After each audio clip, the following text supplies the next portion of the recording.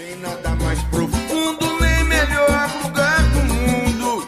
De trabalhador a vagabundo, um só grito, uma só torcida, pedindo raça no palco, hipnotizado na plateia. Difícil um malandro mais respeitado que o torcedor da nega velha, pedindo raça no palco, hipnotizado na plateia. Difícil um malandro mais respeitado que o torcedor da nega velha.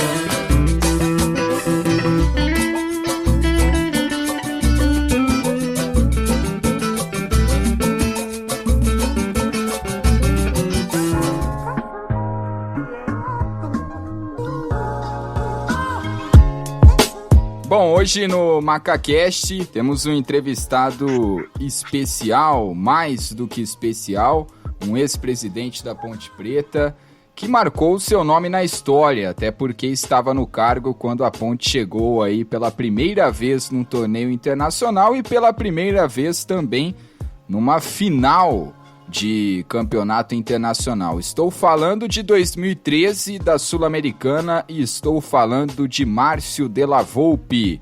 Márcio, um prazer receber você aqui no podcast, o MacaCast, o podcast destinado 100% aí à torcida pontepretana. Tenho certeza que vão gostar de ouvi-lo. A pergunta que eu faço em todos os episódios para todos os entrevistados: o que é a Ponte Preta para você, Márcio? Quando falam em Ponte Preta, o que te remete? Boa noite a todos, João, Israel, Rafa, Rogério. Bom, é difícil a gente falar de amor, né? Quando a gente vai tratar de paixão, é um negócio tão passional que é difícil você expressar tudo aquilo que você sente. Mas para mim a Ponte Preta é uma vida, né? É uma vida de dedicação, uma vida de amor, de tentativa de elevar e transportar a Ponte Preta para um outro patamar, que eu acho que isso é o sonho de cada torcedor, de cada apaixonado pela Ponte Preta. Eu tive a oportunidade de sentar na cadeira do mais alto posto de controle administrativo do clube, e eu senti o peso e a importância e a relevância que isso significou, tanto para a minha vida quanto acho que para a Ponte Preta também. Então, eu consegui transportar esse amor, toda a paixão que eu sentia, todo o sofrimento que eu tive de arquibancada, eu consegui transportar para a cadeira da presidência da Ponte. E a relevância que isso foi para mim, a importância que isso foi para mim, é uma lição de vida que eu vou carregar para sempre. É uma emoção que eu vou carregar para sempre. É como se eu tivesse realmente conseguido casar com o amor da minha vida. Essa é a sensação que eu tive. Não que quem não conseguir chegar lá não vai casar. Todo mundo que é Ponte Preta não casa, né? Com a Ponte Preta. Mas a relevância do cargo e você poder fazer alguma coisa pelo clube, eu me senti realmente numa núpcias com a Ponte Preta. É isso que eu senti. Rafa, bem-vindo ao MacaCast. Sua primeira questão ao Márcio Della Volpe. Boa noite, Márcio. Obrigado por aceitar o nosso convite. Um prazer estar falando com você e principalmente porque eu tive a oportunidade, o privilégio de trabalhar com você na Ponte nessa época boa aí, principalmente 2013. E é para lá que eu quero direcionar a minha primeira pergunta. Na final da Sul-Americana, aquele clima, aquela coisa muito boa, acho que, e todo mundo com uma ótima perspectiva da Ponte finalmente ganhar o título. O que você acha que faltou para a Ponte ser campeã, né? Já que você acompanhou 100% dos bastidores, sabia o que estava acontecendo. E hoje, né, depois de tanto tempo, o que você faria de diferente? O que você... Né, às vezes eu vou dormir e fico pensando, puta, o que a Ponte podia ter feito de diferente para ter sido campeã? Você, como presidente da época, eu tenho certeza que pelo menos uma vez por semana você pensa nisso. O que você faria de diferente? Rafa, bom, a final da Sul-Americana, aquele sonho, né? E eu não consigo descaracterizar como um sonho que nós realizamos de chegar numa final tão importante na nossa história. É uma situação de como a gente pode dizer assim, da angústia, do sofrimento de ter perdido, porém da alegria de você estar lá participando dessa grande final. Fazer alguma coisa de diferente aquele dia, eu teria feito na quarta-feira anterior. Ter pedido para sacar o Wendel quando faltavam uns 10 minutos para acabar o jogo.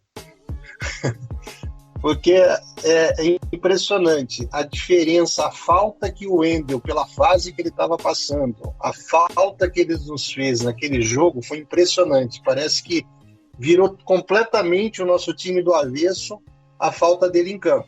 Não que isso poderia mudar o resultado final, porque eu vou ser sincero para vocês, eu tenho uma opinião sobre aquele ano, 2013, e os dois times que estavam jogando. O time do Lanús era melhor que o time da Ponte. Isso eu tinha no meu íntimo que era melhor. Porém, o São Paulo era melhor que o time da Ponte e o Vélez era melhor que o time da Ponte. Isso estava... Só que nós estávamos numa fase iluminada, ou seja, a gente ganhou do Vélez lá, a gente ganhou do São Paulo no Morumbi, e era possível ganhar o título lá do Lanús também, não era uma diferença tão grande. Mas alguma coisa intimidou o nosso time aquele dia, e eu acho que a primeira coisa foi realmente a falta do Wendel. Nós tivemos um impacto muito grande. Um ano depois, na Copa do Mundo, eu até brinquei, um dia eu estava com o Eduardo Lacerda, que era o diretor de marketing, dadas todas as proporções do mundo, a falta do Neymar naquele jogo do Brasil contra a Alemanha, para nós foi a falta do Wendel lá contra o Lanús também. Então, realmente, esse foi o sentido. No mais, assim, tudo que a gente poderia fazer, tudo de estrutura que foi pensado, de oferecer prêmio, de dar o estádio para o jogador, tudo que podia ser feito foi feito naquele dia para ver se a gente ganhava o título. Márcio, boa noite. Muito obrigado por ter aceito o convite.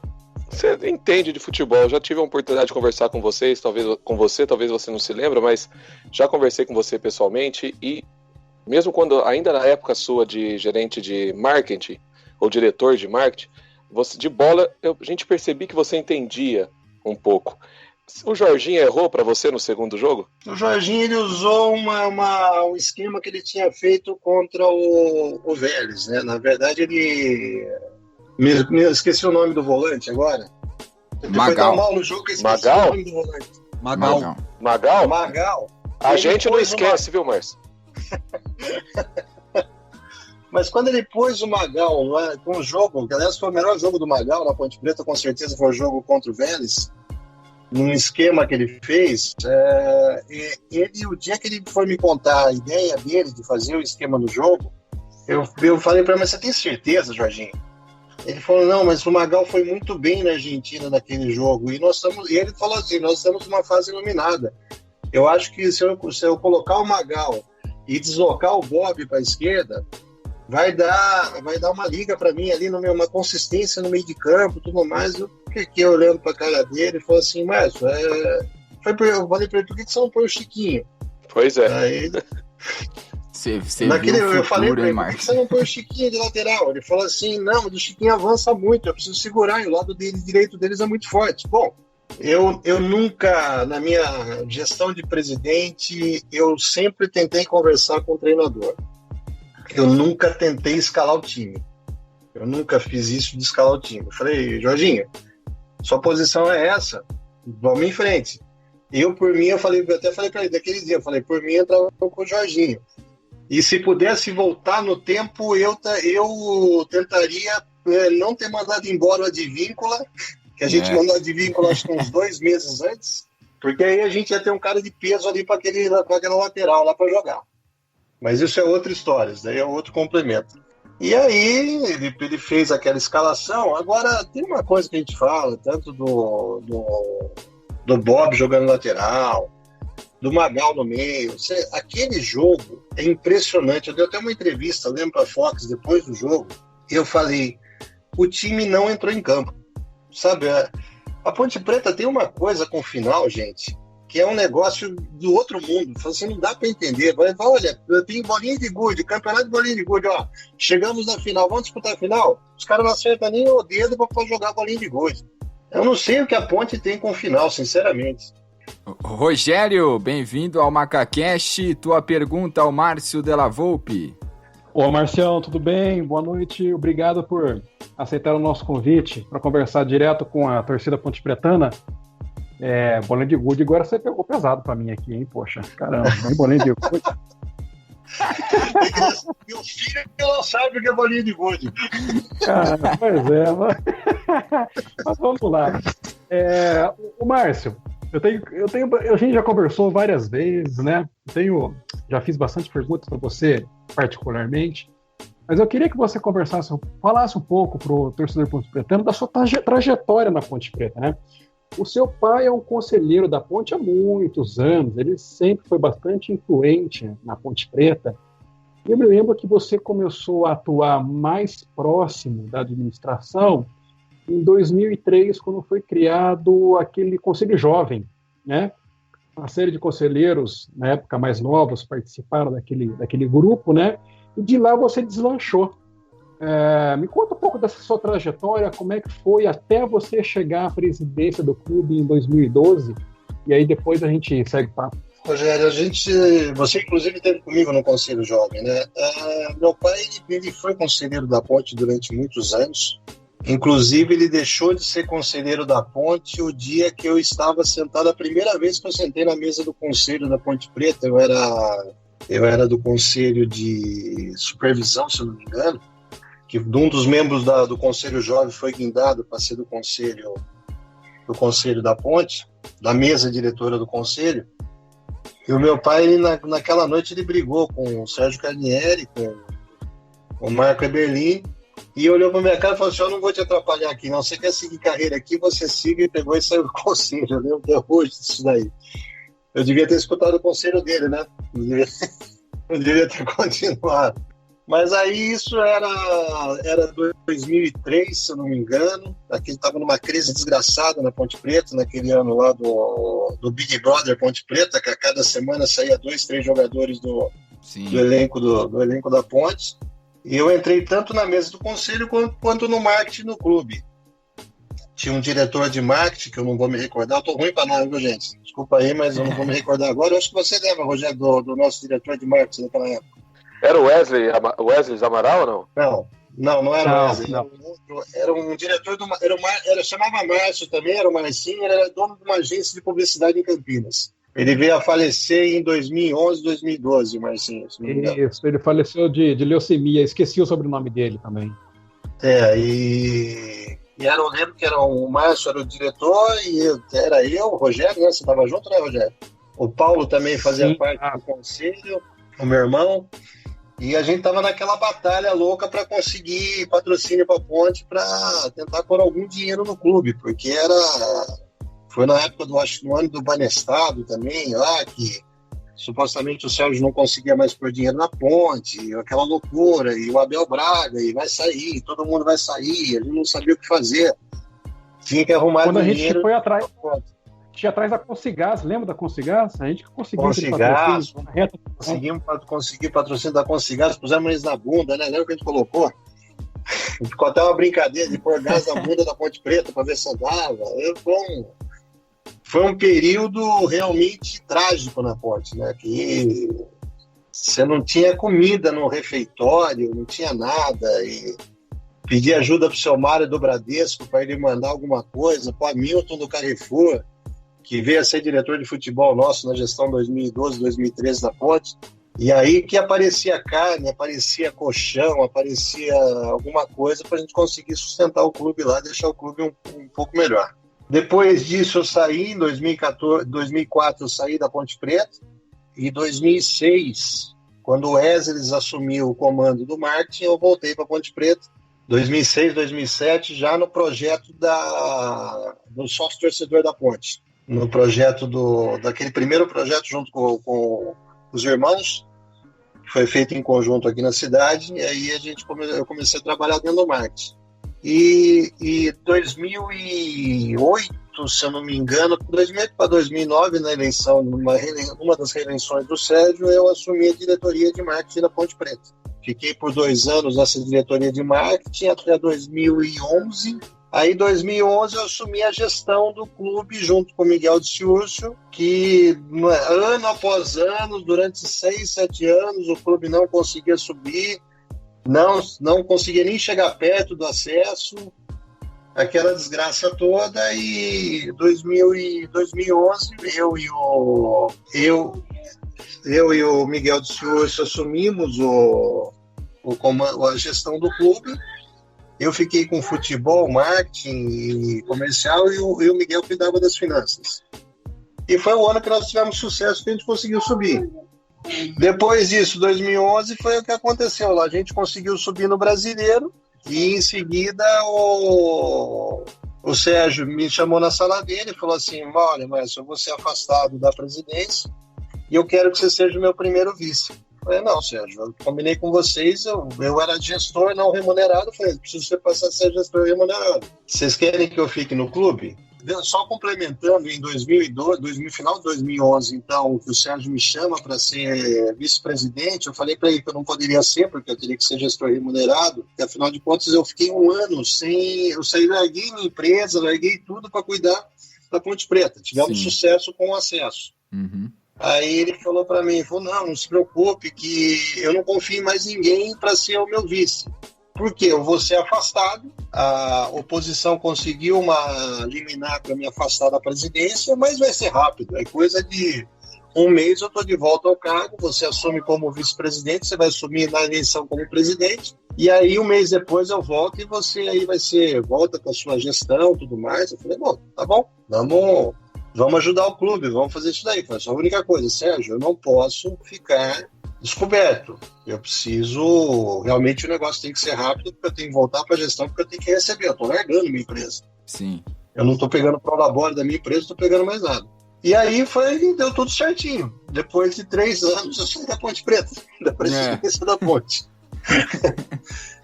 Então, eu nunca tive uma relação muito própria com o Sérgio. O Sérgio também não é uma pessoa aberta para ter uma relação de amizade e tudo mais. O que criou foi um vínculo de confiança, porque o trabalho que nós fizemos, nós nos propusemos a fazer um trabalho em 2011 e foi bem feito. Sim. Porque nem na época que eu fui ser convidado para ser diretor da Ponte, na verdade, o meu contato era sempre com o Wesley do Amaral.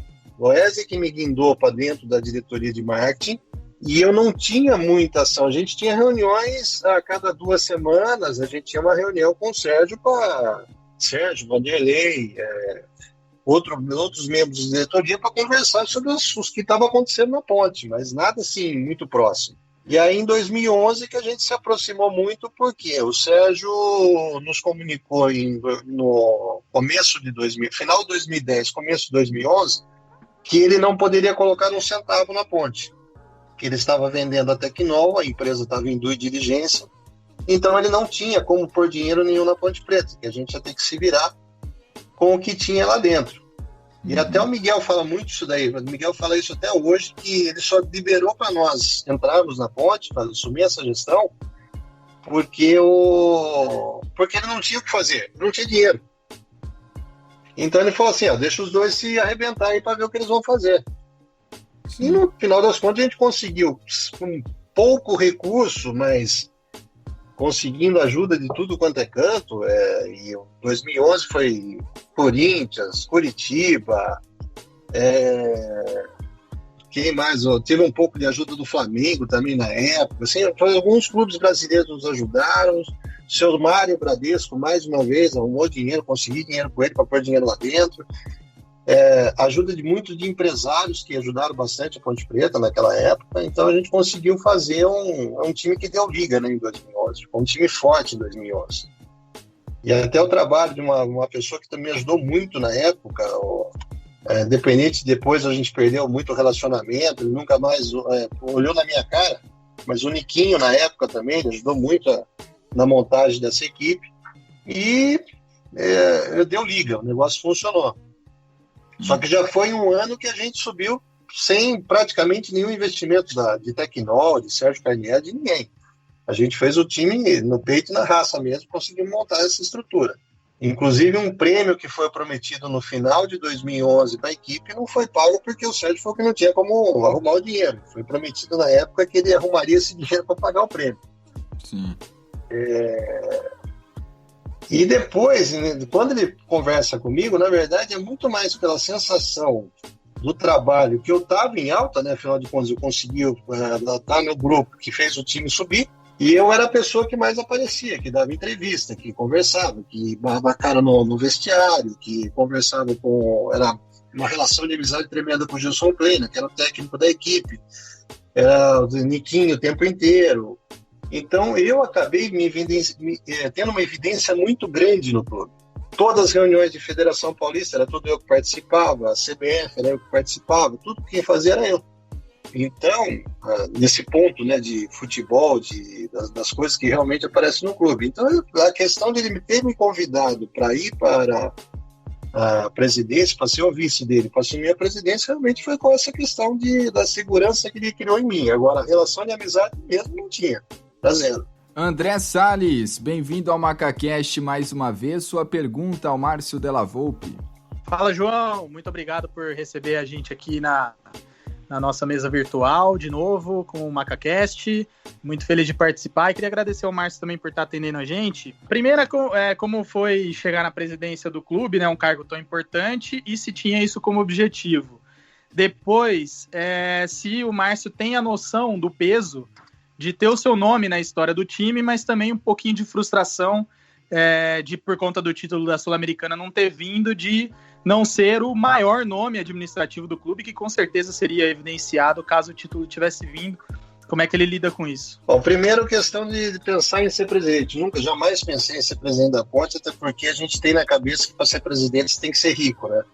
Se não for rico, não vai ser presidente. E eu jamais esperava isso. Tanto que a presidência caiu no meu colo, e quando caiu, eu falava assim, bom, eu não tenho condição de ser presidente, mas a pessoa que está me passando o bastão tem.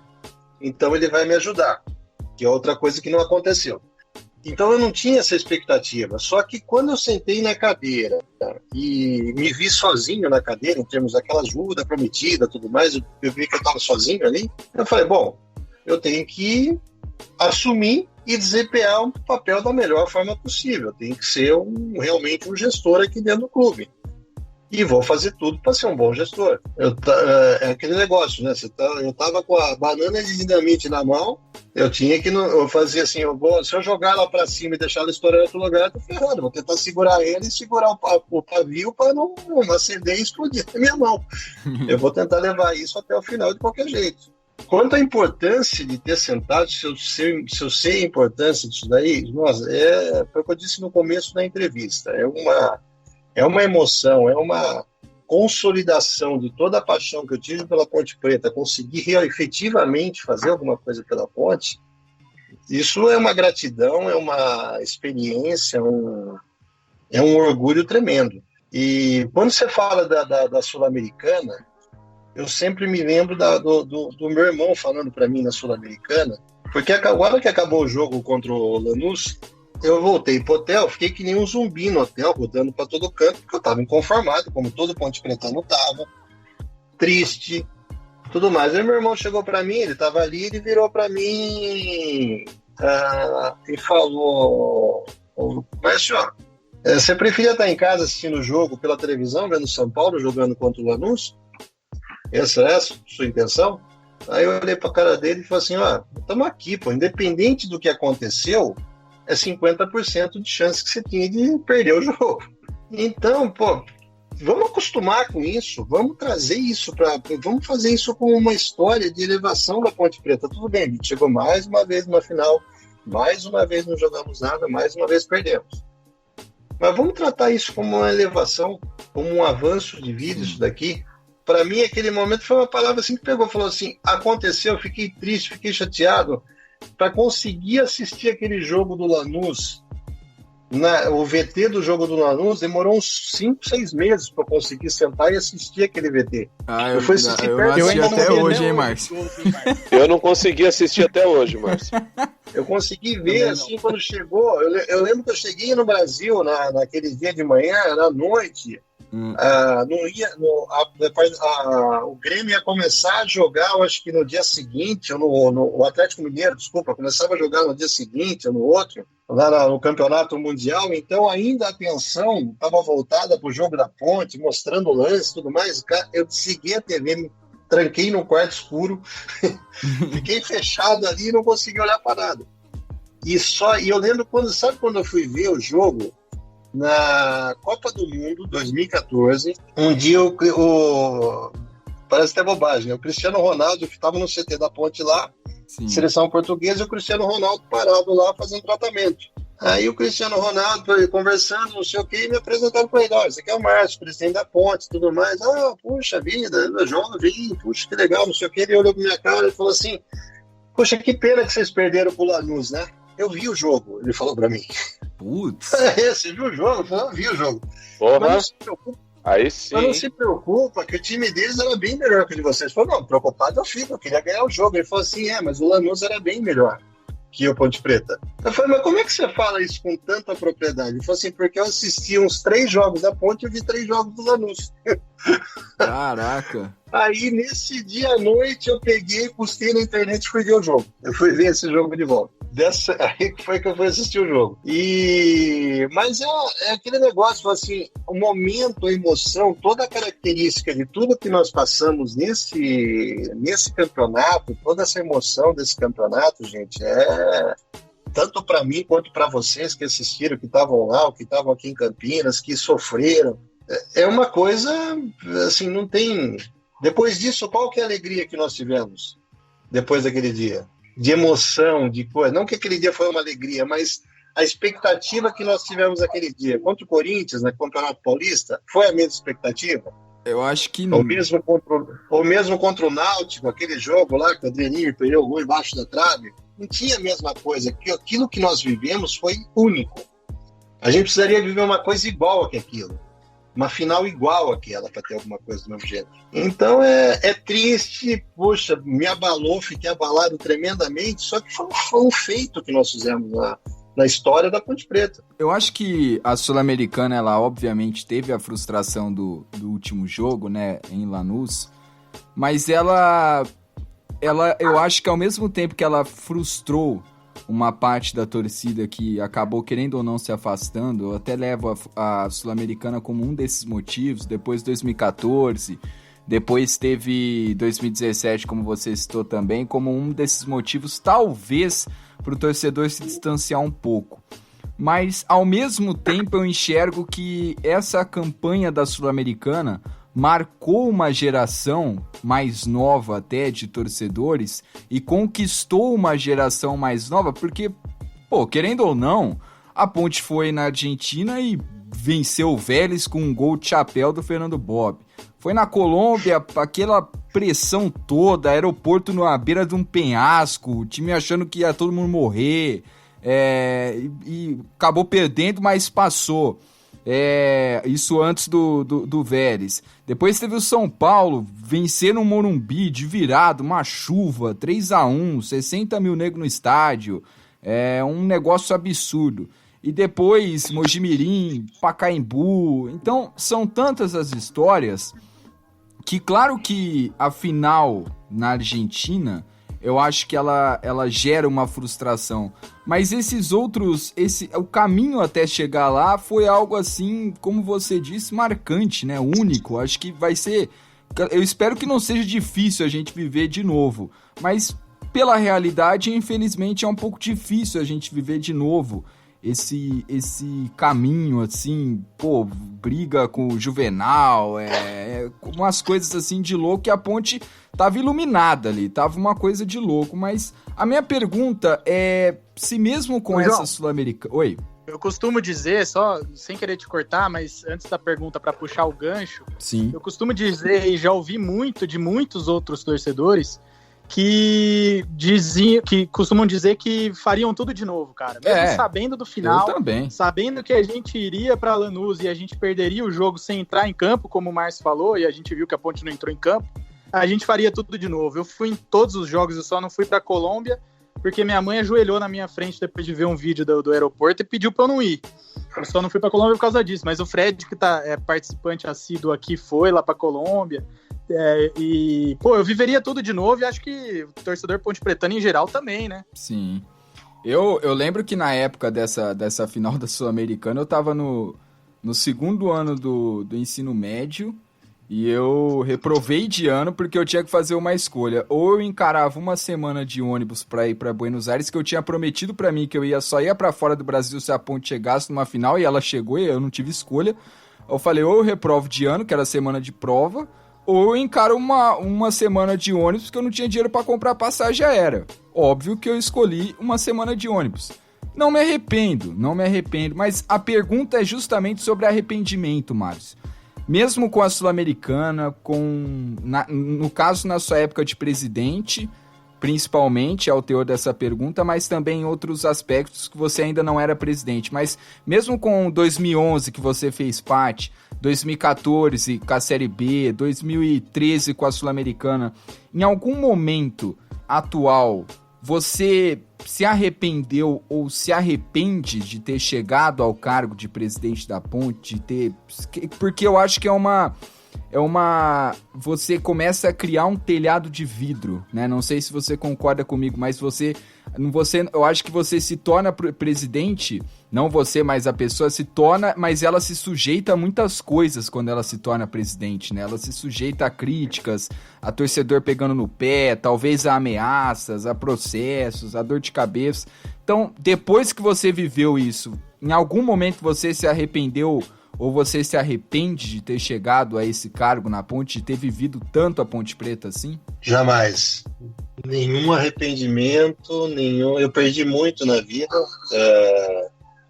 Quem me conhece sabe, né, o que representou em termos de questões pessoais, né, de abdicar de várias questões pessoais. Até da família, eu acho, praticamente, né? 24 horas por dia. Sim. Mas jamais vou me arrepender, porque foi uma escola para mim tão forte, tão grande. Foi um sentimento de você poder realizar alguma coisa. Uhum. Eu tive esse sentimento na Ponte Preta de poder realizar alguma coisa, de ter uma história de sucesso, de conseguir fazer uma história de sucesso. Então, jamais vou me arrepender de ter cumprido esse período, de ter feito nesse período aí, de ter cumprido essa missão minha aí. Eu fico triste realmente por não ter conseguido atingir aquilo que é sempre o nosso maior objetivo, que é ganhar um título. Mas jamais vou pensar que isso foi um período frustrante na minha vida, me arrependeu. O telhado de vidro que aconteceu, na verdade, foi uma briga política. Muita gente me cobra por que eu não tomei um outro tipo de medida quando aconteceu, mas aí questões de advogado, de tudo que gera no negócio, até as coisas que falam assim, você pode até prejudicar mais ainda a Ponte Preta no que está acontecendo. Isso jamais eu faria na minha vida, mas arrependimento jamais. Nunca. Isso faria tudo de novo. Iria lá para Lanús de novo. Se tivesse que ver o filme da derrota, viria de novo. Quem sabe que um dia não ganhasse. O dia antes do jogo foi sensacional, né, Márcio? Ali no Obelisco, ali aqueles 20 ônibus, acho que foi até maior, talvez, não sei se eu tô falando besteira, mas eu já vi muita gente de torcida falar que foi maior que as caravanas de Corinthians, Palmeiras na Argentina, 20 ônibus naquela avenida principal. Tudo de ponte pretano, né? E até hoje você ouve histórias antes do jogo, né? Pós-jogo, pra mim, eu tento excluir da minha mente. Mas no dia do jogo ali, ver aquela massa ponte pretana em outro país foi algo sensacional, né? É uma coisa que marca a sua mente também, né? Tudo que aconteceu aquele ano, em termos de desde do jogo lá em Pasto, que você falou o negócio do avião, do aeroporto. Depois eu queria que você contasse isso aí, Márcio. Se você se recorda da questão de Pasto, a gente conseguiu chegar em Pasto no dia do jogo. Sim. Sendo que no dia anterior a gente não conseguiu pousar, tivemos que ir para Medellín, de Medellín voltar para Bogotá. Aí chegamos em Bogotá, era 11 da noite, para dormir para 7h30 da manhã, embarcar para Pasto de novo, para ver se conseguia chegar dentro de Pasto lá. E com o Jorginho falando, porque o Jorginho, nesse dia, ele olhava para minha cara e falava assim, eu não vou para jogar, eu vou, todo mundo com medo. Eu lembro do Marcos Vinícius até hoje, que ele enterrou a cabeça no meio da perna, que foi uma coisa de louco. Então, assim, aquelas questões ali que envolveram tanto impasse, sofrimento, jogar em altitude, depois o que nós passamos lá contra o Vélez, aquela vitória, gol de cobertura, e já a torcida lá, torcedor da Ponte lá naquela vez, já lá no Obelisco, já fazendo as coisas. Sim. O jogo do São Paulo, foi o primeiro jogo, assim, nós entramos no Morumbi embaixo de lata, né? No ônibus da Ponte atravessou a massa no Morumbi lá, embaixo de lata de cerveja, e todo mundo falava que era culpa minha, né? Por causa da minha briga com o Juvenal. Sim. E ninguém fez nada, nós entramos no peito e na raça. Lá eu lembro que entrou com o ônibus correndo dentro do corredor lá para chegar no portão do estádio do Morumbi. Exato. E lá em Lanús foi, eu acho que a maior quantidade de garrafa de cerveja que eu vi num lugar só na minha vida. Sim. Que o motorista virou pra mim e falou assim, mas não tem perigo, o motorista virou, não se preocupa que o ônibus é blindado. Eu falei, blindado? Aquela vivência, tudo que você pensar em cada minuto daquela história, tudo que aconteceu, o vestiário, as coisas que foram acontecendo naquele percurso todo, é muita emoção, gente, é muito gratificante a torcida. E lá no Obelisco teve um fato que me marcou muito, que nós fomos para um jantar com a diretoria do Lanús, que sempre a diretoria oferecia um jantar para o adversário, isso é tradição nos campeonatos sul-americanos, e nós fomos para um jantar com o pessoal do Lanús, lá com o presidente, vice-presidente, diretoria lá do Lanús, e saindo do jantar nós passamos no Obelisco. Aí paramos assim no bar, aquele bar que ficava lotado ali, sim, tudo mais, e conversando, e eu encontrei, mãe, você vai encontrar tudo junto, aquela noite eu ainda era herói, né?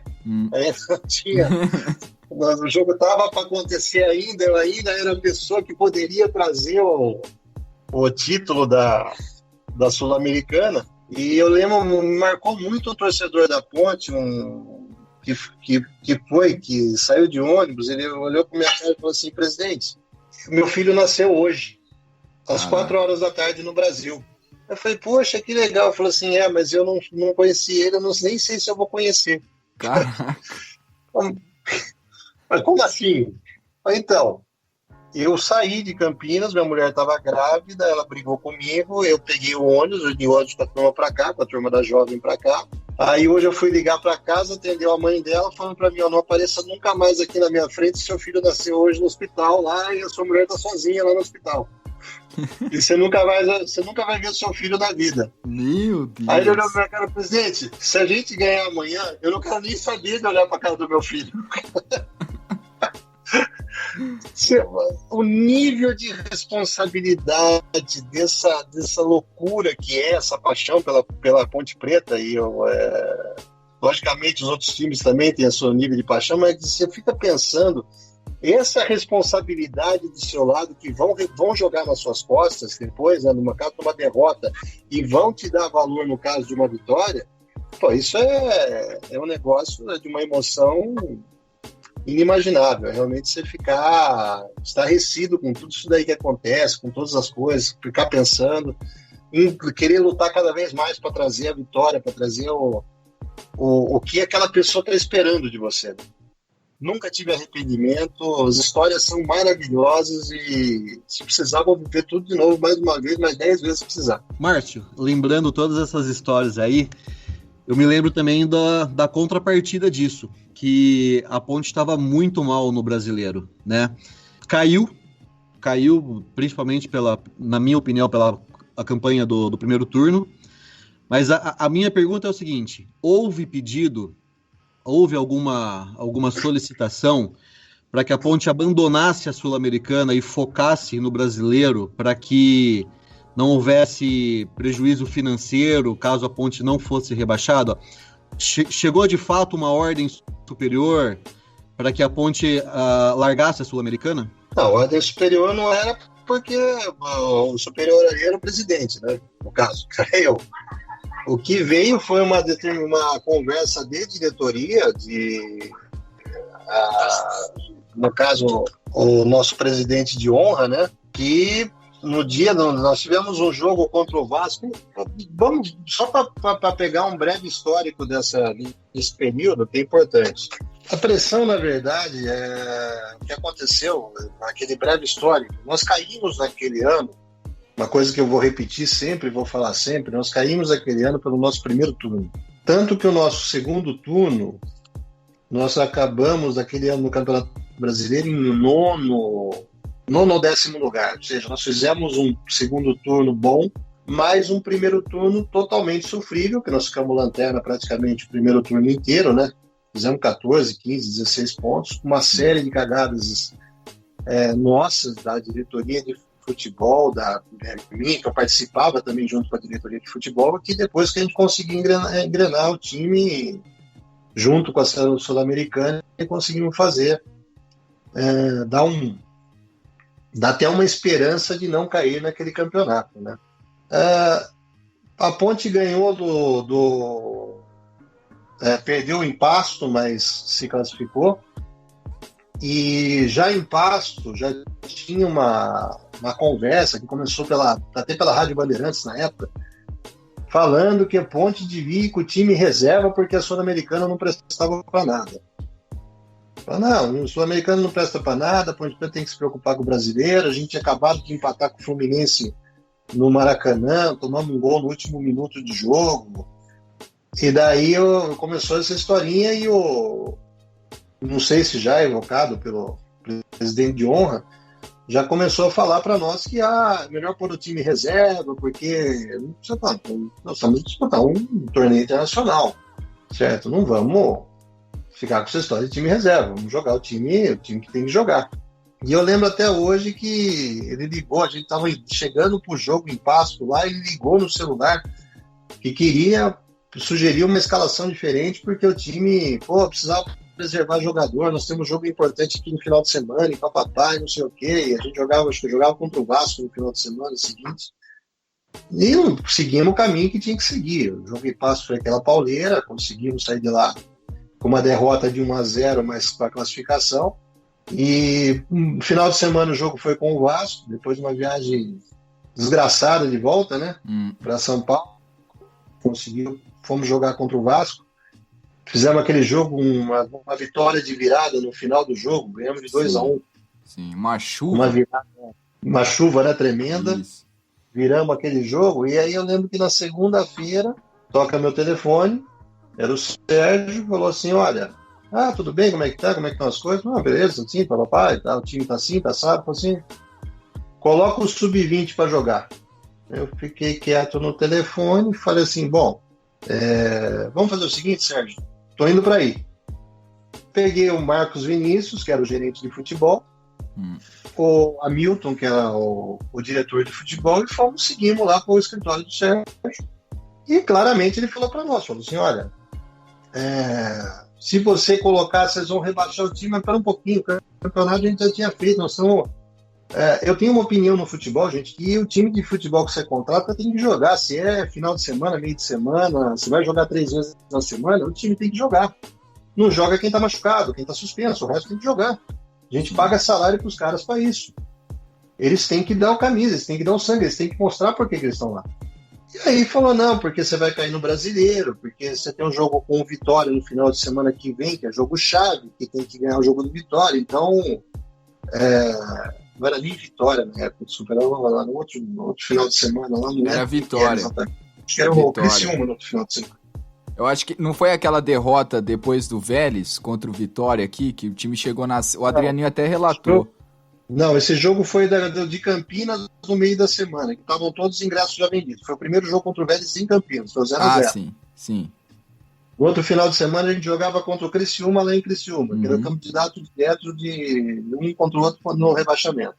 Eu lembro que na conversa eu falei assim: olha, Sérgio, então vamos fazer o seguinte, então sem drama, sem nada, eu só vou comunicar minha renúncia, eu dou uma entrevista, comunico minha renúncia, não falo nenhum motivo, e tô saindo fora da ponte. Se é para chegar num jogo que vai ter 20 mil pessoas e eu vou colocar o time reserva, o time sub-20 para jogar, eu tô fora. Falando, não vou fazer. Se a diretoria de futebol aceitar isso, eu tô fora. Aí ele olhou pra minha cara e falou assim, não, pode ir embora então, porque eu vou falar para todo mundo que você rebaixou o time no Campeonato Brasileiro. Eu vou ligar para todo mundo, para toda a imprensa, e eu vou falar que você vai rebaixar o time do Campeonato Brasileiro. Eu falei, tá bom, tudo bem. Se esse é o caminho, aí ele ligou pro Jorginho, né? Mesmo um pouquinho antes ele tinha ligado pro Jorginho, o Jorginho falou para ele falou para mim, você e o Jorginho vão derrubar o time. Até o Jorginho falou isso na coletiva dele, quando ele teve de volta, ele comentou alguma coisa do gênero. E a gente saiu de lá, eu sabia de duas coisas. Primeiro que minha vida com o Sérgio tinha acabado ali, definitivamente. Não tinha mais relacionamento, virou água. E eu não ia poder contar com o apoio dele de forma alguma para qualquer ação que a gente pudesse fazer e tudo mais. Eu não ia poder contar com o apoio dele até o final dos campeonatos aí. Então, a pressão em si, falar assim que teve pressão, teve essa conversa esse dia que foi todo esse estresse que nós passamos. E aí a história você já conhece, fomos com o Vélez, empatamos aqui, empatamos no final de semana em Criciúma, saímos, acho que inclusive com esse empate a gente saiu da zona de rebaixamento no final de semana. Aí teve o jogo do Vélez da volta na quinta-feira, nós ganhamos. Chegamos aqui na sexta-feira à noite em Campinas, jogávamos no domingo com 40 graus na cachola, né? Um sol do caramba, o time já cansado. E aí que eu falo, foi uma das escalações que o Jorginho fez, ele tentou fazer um time ofensivo contra o Vitória e nós tomamos 3 gols de cara, né? Inclusive tomamos o gol do Renato Cajá nesse dia. E perdemos o jogo.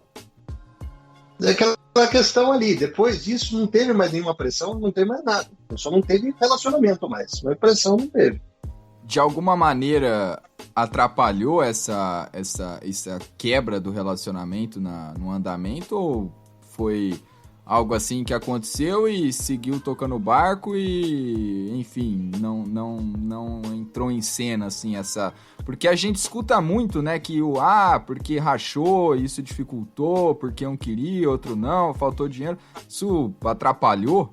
Complementando, isso daí refletiu no elenco, Márcio? O elenco percebeu isso daí? Olha, o Sérgio não tinha uma participação ativa no elenco da Ponte. Mesmo nesse período aí, ele não tinha uma grande participação. Quem mais agia era eu, Hamilton, o Marcos Vinícius, o Ocimar, enquanto esteve na Ponte. Toda a ação era feita por nós. O Sérgio tinha muito pouco contato com a equipe profissional. Então, logicamente, qualquer ruptura que você tenha é prejudicial. Isso não tenha dúvida. Agora, falar que isso teve algum tipo de interferência na questão da Sul-Americana, não tem interferência nenhuma. Tanto que depois disso o time ganhou do Vélez, ganhou do São Paulo, fomos para a final, fizemos o que fizemos. Não teve. O estado de graça nosso não permitia nem ter uma possibilidade de ter alguma coisa que interferia de alguma maneira ruim. Faltou dinheiro, o time estava rachado porque não tinha dinheiro para um prêmio, alguma coisa. Gente, o prêmio da Sul-Americana era de 3 milhões e meio de dólares, se eu não me engano. Se eu não me engano era isso, 3 milhões e meio de dólares. Na noite anterior do jogo, antes de eu sair para o jantar do Vélez, teve a preleção com o Jorginho no hotel. Eu comprei uma mala em Buenos Aires, fiz um monte de papel cifrado, de dólar escrito e tudo mais, e levei a mala para dentro da preleção e coloquei em cima da mesa. Falei, o negócio é o seguinte, tem 3 milhões e meio de dólares aqui nessa mala. Hoje ele é falso, amanhã, se Deus quiser, é verdadeiro. É tudo de vocês. E larguei a mala e fui embora. Falei assim, quase que eu fui ovacionado, jogado para cima. Os jogadores todos ficaram empolgadíssimos com um prêmio de 3 milhões e meio de dólares. Mas, infelizmente, no jogo não surtiu o efeito esperado. Não deu resultado. Então é muito relativo isso, a gente falar que, olha, faltou dinheiro, faltou isso, faltou aquilo. Assim, não, a gente deu toda a condição, todas as possibilidades para o time chegar lá. Infelizmente, não voltamos a repetir. O time naquela noite não entrou em campo. Eu vou alterar só um pouquinho a ordem aqui na sequência. Vou chamar o Proco agora, porque eu gostei de uma pergunta que ele vai te fazer. Fala aí, Proco. Márcio, talvez a mais marcante tenha sido com você por causa daquele momento da macaca na Sul-Americana e a importância que isso tem na história da Ponte. Mas a gente já viu mais de uma vez pessoas de alto escalão na Ponte Preta que antes que tinham uma ligação com o Sérgio Carnielli romperem com ele durante a gestão. Você falou que seu pai brigou até com o Sérgio mais cedo aqui na nossa conversa, naquela época lá de 2003. Podemos citar aí, além de você, que aconteceu com o Eberlin, que não era presidente, mas era um homem forte junto ao Sérgio. Aconteceu mais recentemente, acho que até mais brusca e com resultado mais efetivo no campo executivo, com o Armando Abdala, né, no ano passado e retrasado. E a minha pergunta é, por que você acha que isso acontece? Não me parece algo isolado, assim. Por que todo mundo acaba brigando com o Sérgio em algum momento dentro da estrutura da ponte e da administração da ponte? Aquela pergunta, será que todos estão errados? Né? Só ele está certo? Aquela pergunta, né, que ele tem que fazer. Né? Então, a questão é, falando propriamente no meu caso, tá? O Eberlin tem a história dele na ponte, eu conversei bastante com ele depois do que aconteceu comigo, do processo, até para a gente trocar figurinha com relação ao processo. O Gustavo Valho, que foi, acho que o foco do principal do Sérgio aí na última gestão, ele era mais bravo com o Gustavo Valho do que com o Abdala, também falou assim, aquelas decisões, quero que faça desse jeito. Eu falei assim, mas isso não é certo, isso não está correto. E nem essa decisão que nós estamos falando. Era correto, com 20 mil pessoas dentro do Moisés do Carneiro, eu pegar uma equipe sub-20 para colocar num jogo de Sul-Americana? Não é correto. Eu tenho que buscar toda a expectativa, eu tenho que dar a possibilidade de chegar em algum lugar para o nosso time. Eu não posso simplesmente pegar o time e jogar ele no ostracismo e falar assim, não sirvo para nada, não consigo ganhar nada, então eu vou ficar aqui quietinho, eu vou tentar me segurar onde eu estou. Só isso que eu tenho que fazer na vida. Não é esse o caminho. Então, é confronto de ideias. Se percebe claramente, todo mundo que se opõe à ideia deles, e pela presença que o Sérgio tem na Ponte Preta, que todo mundo considera ele salvador do clube, pelas questões financeiras e tudo mais, isso acaba criando uma força para ele, e aí chega uma hora de ruptura completa, que assim, que foi o que aconteceu comigo no final de 2014, que eu também já não tinha mais intenção de ficar na Ponte Preta. Não era a minha ideia, mas todo mundo morria de medo que eu ia ficar na ponte. Então, fizeram de tudo para me colocar de escanteio para eu sair do clube, mesmo sem saber qual que era a minha intenção. E com medo de eu voltar depois, também resolveram acabar comigo na Ponte Preta, acabar com a minha história dentro da ponte. Então, essa foi a estratégia, sempre foi essa daí. E que vai ser com as outras pessoas que vão se ligar e que não vão confrontar ele, ou você dá razão total para ele, ou você tá fora. Esse é o caminho. E tá acontecendo também, deve estar acontecendo também com o Tiãozinho agora, a mesma coisa. Claramente tem ruptura lá dentro hoje.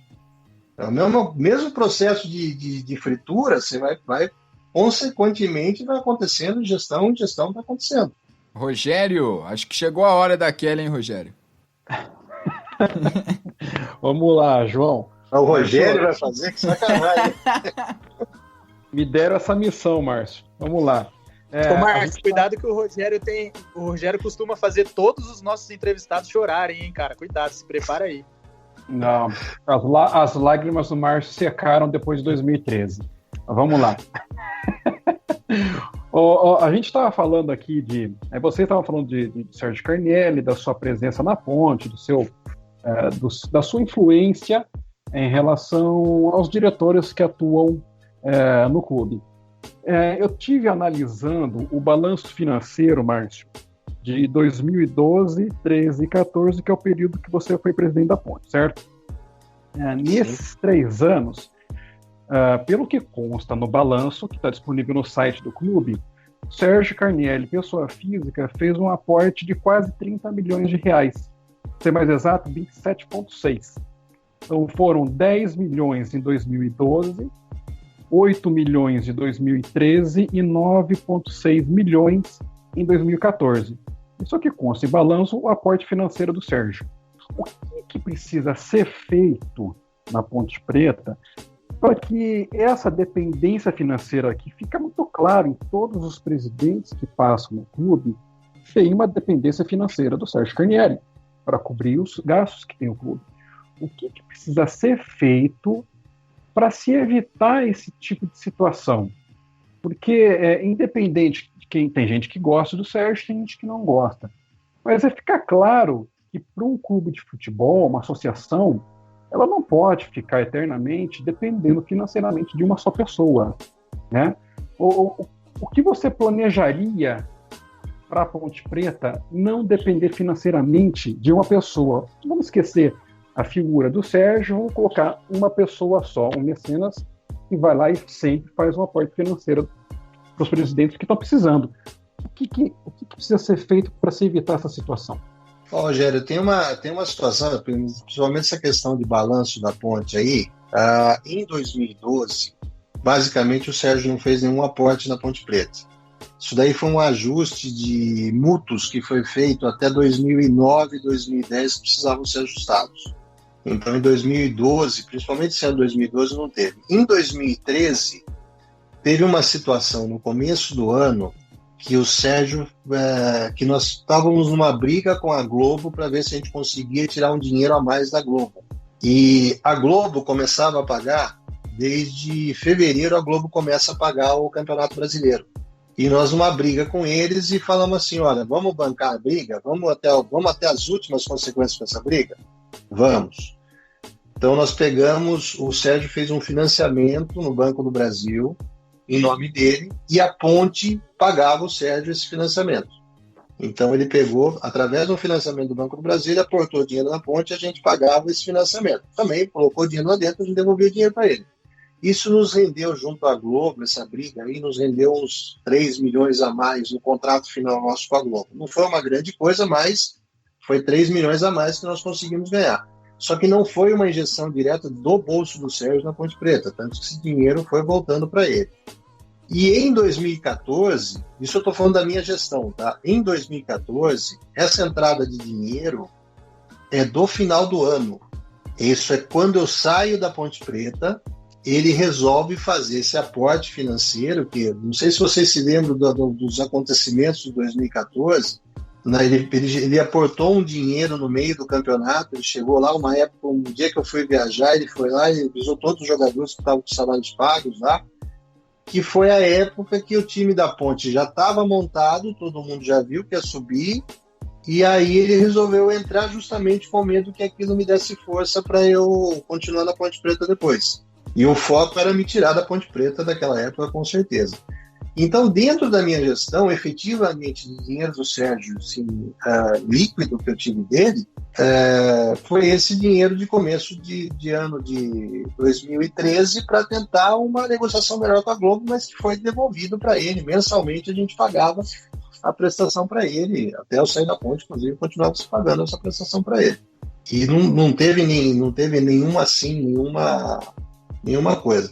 Eu, sinceramente, acho o seguinte, Rogério, o clube de futebol hoje, e já desde aquela época e antes daquela época, ele gasta sempre muito mais do que ele arrecada. E se ele arrecada assim, ele gasta 150. Se ele arrecada, se arrecada 200, ele gasta 250. Porque ele quer sempre dar um passo a mais para ter uma chance a mais de fazer um negócio que é o que todo clube faz. Isso é um vício no futebol.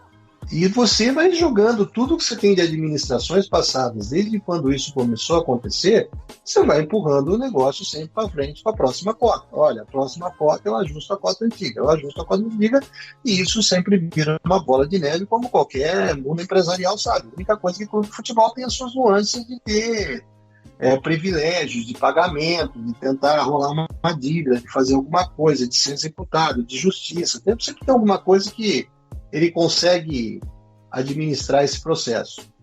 Tanto que na gestão, no meu período de gestão da Ponte Preta, nós chegamos quase na metade de 2014, o nosso plano de administração estava praticamente zerado. Nós estávamos, o valor nosso mensal que a gente pagava do plano de administração, que era a dívida trabalhista, ele estava praticamente zerado. A gente já tinha reduzido o valor, que começou na minha gestão em 86 mil, já estava em 42 mil reais por mês, que é o que divide para pagar cada jogador que tinha entrado com ação no passado, e a gente quase não tinha ação contra a Ponte Preta nova. E aí eu lembro que na metade do ano, um pouquinho depois da metade do ano, entrou uma de direito de arena que bloqueou a nossa conta. E mesmo assim nós fomos lá, fizemos o acordo e conseguimos manter ainda a situação. É caso simples de administração. A única coisa que a gente olha é o seguinte: chega um momento que você está entre a cruz e a espada, que é o que a torcida quer de você, que é sempre mais, e a gente vive em função da torcida, então ela quer ter a possibilidade de chegar em algum lugar e ela te pede mais e você faz um esforço para conseguir mais, e isso pode prejudicar toda a parte de trás do clube, que foi o que aconteceu agora nos últimos anos, que a Ponte Preta mergulhou de novo em dívida, em crise, em processo trabalhista, numa série de coisas. Então isso é pura administração e pura gestão. Esse negócio do Midas que dá dinheiro é uma vantagem. Não vamos negar que toda vez que tem uma pessoa que consegue aportar um valor grande em dinheiro, é uma grande vantagem. E só para complementar o que eu vou te falar, Rogério, eu estou falando que eu não peguei do Sérgio boa parte do dinheiro, mas eu acabei pegando de empresário, tá?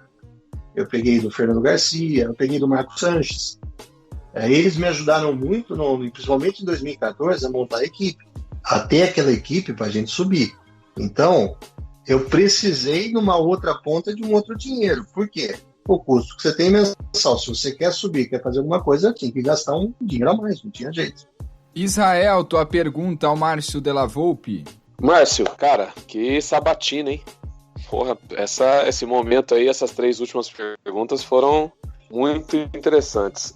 Mas eu vou mudar um pouquinho o foco. No começo da entrevista, você mencionou o departamento de marketing e mencionou que você participou foi um dos pioneiros do projeto Sócio Torcedor lá no 2006, né? Que você estava junto na diretoria de marketing, que você participou. 2 perguntas para você poder falar um pouco sobre isso. Por que você, na sua opinião, acha que o torcedor da Ponte se afastou do estádio? É a primeira. E se você acha que você que viveu arquibancada, é de arquibancada, você sente que a gestão ou o período Sérgio Carnielli, no qual também a sua gestão também se pertence, se você acha que houve uma elitização do torcedor pontepretano no Moisés Lucarelli, com aumento de ingresso ou qualquer outro tipo de ação, até o projeto sócio-torcedor, que, querendo ou não, ele elitizou um pouco a torcida da Ponte com setores específicos ou com valores fixos, e a Ponte, historicamente, é um time que tem na sua torcida ela muito mais popular do que elitizada, apesar de ter muito também torcedor desse perfil na arquibancada ou na sua história.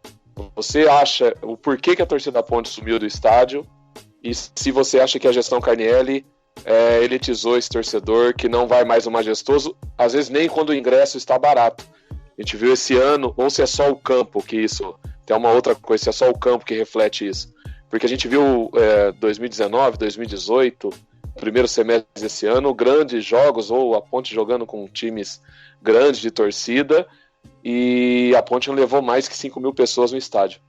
Eu acho que a Ponte ela tá desanimando o seu torcedor, né? Na verdade, ela não está conseguindo inflamar o torcedor para levar ele para o campo. Gente, futebol é puro resultado, não tem outra receita de futebol que não seja você promover a vitória. Você está sempre em busca e disputando alguma coisa para carregar todo mundo para o estádio. Eu não acho que o sócio-torcedor tenha sido uma barreira para torcedor, porque o plano da Ponte era um dos mais baratos que tinha no mercado. A fidelização, a tentativa de fidelizar o torcedor da Ponte com o sócio-torcedor, além do projeto em si, de você ter uma receita mensal para o clube, tinha aquela característica também da parceria com a Ambev, com a Brahma, que dava muitas vantagens em muitos lugares, e praticamente tudo que você gastava de mensalidade sobre o sócio-torcedor era revertido para você de alguma forma. Se você fosse comprar cerveja num supermercado, você tinha X% de desconto porque você era sócio-torcedor. Aquilo lá já era uma alavancagem de você ter um payback aí do que você estava fazendo enorme, e a gente acreditava que isso ia trazer muito mais gente para apoiar o clube, ia trazer muito mais situações. Só que sem resultado em campo, você não vira. Infelizmente, esse é o histórico, é isso que eu vivi dentro da Ponte Preta nos períodos que eu estava lá. Quando a Ponte Preta estava morna no campeonato, não comparecia, ninguém ia no campo. Era 3.000, 2.500, 4.000 torcedores. O time está bem, o time está elevando. Pô, nós fizemos um jogo que nós perdemos para o Náutico em casa lá, em que pesa, eu acho que ter sido R$1 o ingresso, só que tinham 20 mil pessoas no estádio. Um jogo de terça-feira à noite contra o Náutico. Ou seja, você está disputando, você está elevando, você está fazendo. Naquela época ele estava até disputando o rebaixamento, só que o time estava em ascensão, estava ganhando a Sul-Americana, estava fazendo um monte de coisa. Então, essa característica de abandono do torcedor ao clube, hoje você tem uma pressão de televisão que te joga para outros clubes, e hoje no Brasil se joga para apenas um clube, né, que só joga para o Flamengo. Os caras querem obrigar você a torcer para o Flamengo, né, de alguma forma, hoje. Mas isso já diminui na base o torcedor. E aí, quando o time não consegue disputar, não consegue ter uma força de disputa dentro dos campeonatos que ele participa, se só entra no campeonato para simplesmente participar, aí realmente você está afastando o torcedor. Para que ele vai assistir um Ponte Preta e São Paulo, um São Paulo que já não é mais aquele São Paulo que era de tempos atrás, e a Ponte Preta que não está disputando nada e está mal no campeonato? O pessoal não vai, não tem jeito, não vai comparecer. Comparece aqueles 3.500, 4.000 que são torcedores ferrenhos, desesperados, que nós todos somos. Só que uma leva de gente que hoje tem um monte de programa diferente que pode fazer, né? Vai fazer outra coisa. Não vai sofrer no campo lá, não vai ser a questão. E aí o que você fala de elitização, nós elitizamos o estádio, nós separamos a coisa. Na verdade, o público novo do futebol, ele vai pedir que seja um pouco mais elitizado, ele vai pedir que tenha mais coisas, mais benefícios para ele quer ir numa arena nova, ele quer ver alguma vantagem para ele, mesmo que seja dentro do Moisés Zuccarelli, que o Moisés Zuccarelli dê um conforto para ele ver um jogo. Certo? Então isso ele vai buscar, não tem jeito. Você tem uma linha de torcedores que não querem nem saber disso, mas você tem um monte de torcedores que querem isso. E você tem que buscar atender todo mundo, porque você precisa de receita, você precisa de público, você precisa trazer. Nós não vamos passar o resto da vida com a Covid. Provavelmente nós vamos ter público. No começo do ano que vem a gente volta a ter público no estádio. E aí o cara vai querer conforto, vai querer alguma coisa em troca, receber alguma coisa em troca por aquilo. É você ter time para disputar. Esse é o principal. E esse é o foco da direção de um clube. O primeiro passo importante para você trazer seguidores é você estar disputando alguma coisa. E a Ponte tem nome, tem característica e consegue trazer todo mundo de volta, desde que esteja disputando alguma coisa. Pelo que você explicou, você acha que somente a gestão do campo é o principal, não somente, mas é o principal responsável pelo afastamento do torcedor? Porque você sabe tão bem quanto todos os outros participantes da mesa, até o torcedor que está nos ouvindo, que o conforto no estádio, eu entendo até que você falou que mudou muito, né? O torcedor hoje virou muito consumidor e deixou um pouco o lado do torcedor, então para ele consumir, ele quer ter a parte dele em troca, e seria o conforto de poder se deslocar ao estádio e etc. Mas o torcedor pontepretano, ele nunca levou em consideração a falta de conforto no Majestoso, a falta de banheiro. É claro que a geração mudou, os anos se passaram, mas o torcedor da Ponte, nas piores fases do que essa que a gente está, porque rebaixamento para Série A2 hoje seria uma vergonha, perto de tudo que a gente passou nos últimos anos. Mas a gente já passou por Série A2 e por tantas outras divisões do brasileiro, Série B, Série C, e o torcedor pontepretano nunca abandonou. E os anos 90, antes até da chegada do Sérgio, ou até com a chegada do Sérgio um pouco depois, o estádio da Ponte vivia cheio. Antes da campanha de 97 do acesso, o estádio estava cheio no Paulista e a gente lutou para não cair. A gente conversou isso agora recentemente com o Marcelo Borges, que estava na equipe nesse período, e o estádio estava cheio contra o 15 de Jaú, contra o Goiatuba na Série B, e hoje o torcedor da Ponte não vai mais nem contra o Corinthians ou contra o São Paulo. É só a gestão campo, ou se percebe que pode ter sido alguma outra coisa, ou só a mudança de geração, a mudança do hábito do torcedor, e o torcedor da Ponte acabou se enquadrando. Aquele torcedor da Ponte dos anos 90, de antes, não existe mais, ele realmente desistiu, deixou pra lá e vida que segue. Eu acho que a mudança de postura do torcedor em si mudou muito. Você pode pegar hoje que as gerações estão mudando demais. Pessoas mais novas hoje do que nós, elas não têm mais o princípio de comparecer em estádio para torcer ferrenhamente, aquele negócio. Não, isso está valendo para qualquer classe social, para qualquer nível de torcedor. Infelizmente, a gente não vai conseguir levar os nossos filhos como nós fomos levados para o estádio, como a gente aprendeu a amar a Ponte Preta. Isso já é uma mudança significativa. E a segunda é que todo mundo procura alguma coisa que tenha sucesso, que vá te levar para algum lugar, que vá conseguir ganhar. Eu acho que tudo isso que você falou de a falta de banheiro, de falta de bar, falta de problemas de estádio, briga com a polícia lá na entrada, mesmo com tudo isso, ainda a gente teria hoje um público muito maior se a gente tivesse um nível de disputa maior no estádio, no dentro do campo. A última disputa da Ponte foi em 2018, que nós empatamos aquele jogo terrível contra o Avaí lá em Florianópolis, não foi? Sim. Acho que foi a última disputa forte da Ponte Preta. Não, eu fui num jogo anterior lá, Ponte Goiás, se eu não me engano, Ponte Curitiba. Foi um jogo anterior àquele jogo lá, tinham 14, 15 mil pessoas no estádio. Tinha a promoçãozinha do ingresso lá, não sei o quê, mas tinham 14, 15 mil pessoas. Por quê? O time estava disputando. O time estava com 7, 8 vitórias seguidas. O Gilson Kleina voltou a ser herói. O time estava embalado. Então, o público vai. Isso é um grande exemplo. Agora, você pega no período seguinte, a gente teve público forte em derby. Ponte e Guarani, aí nós votamos 2 derby que teve ano passado, a gente votou o estádio. Mas só também, não teve nenhum outro jogo que a gente conseguiu fazer um público bom no estádio.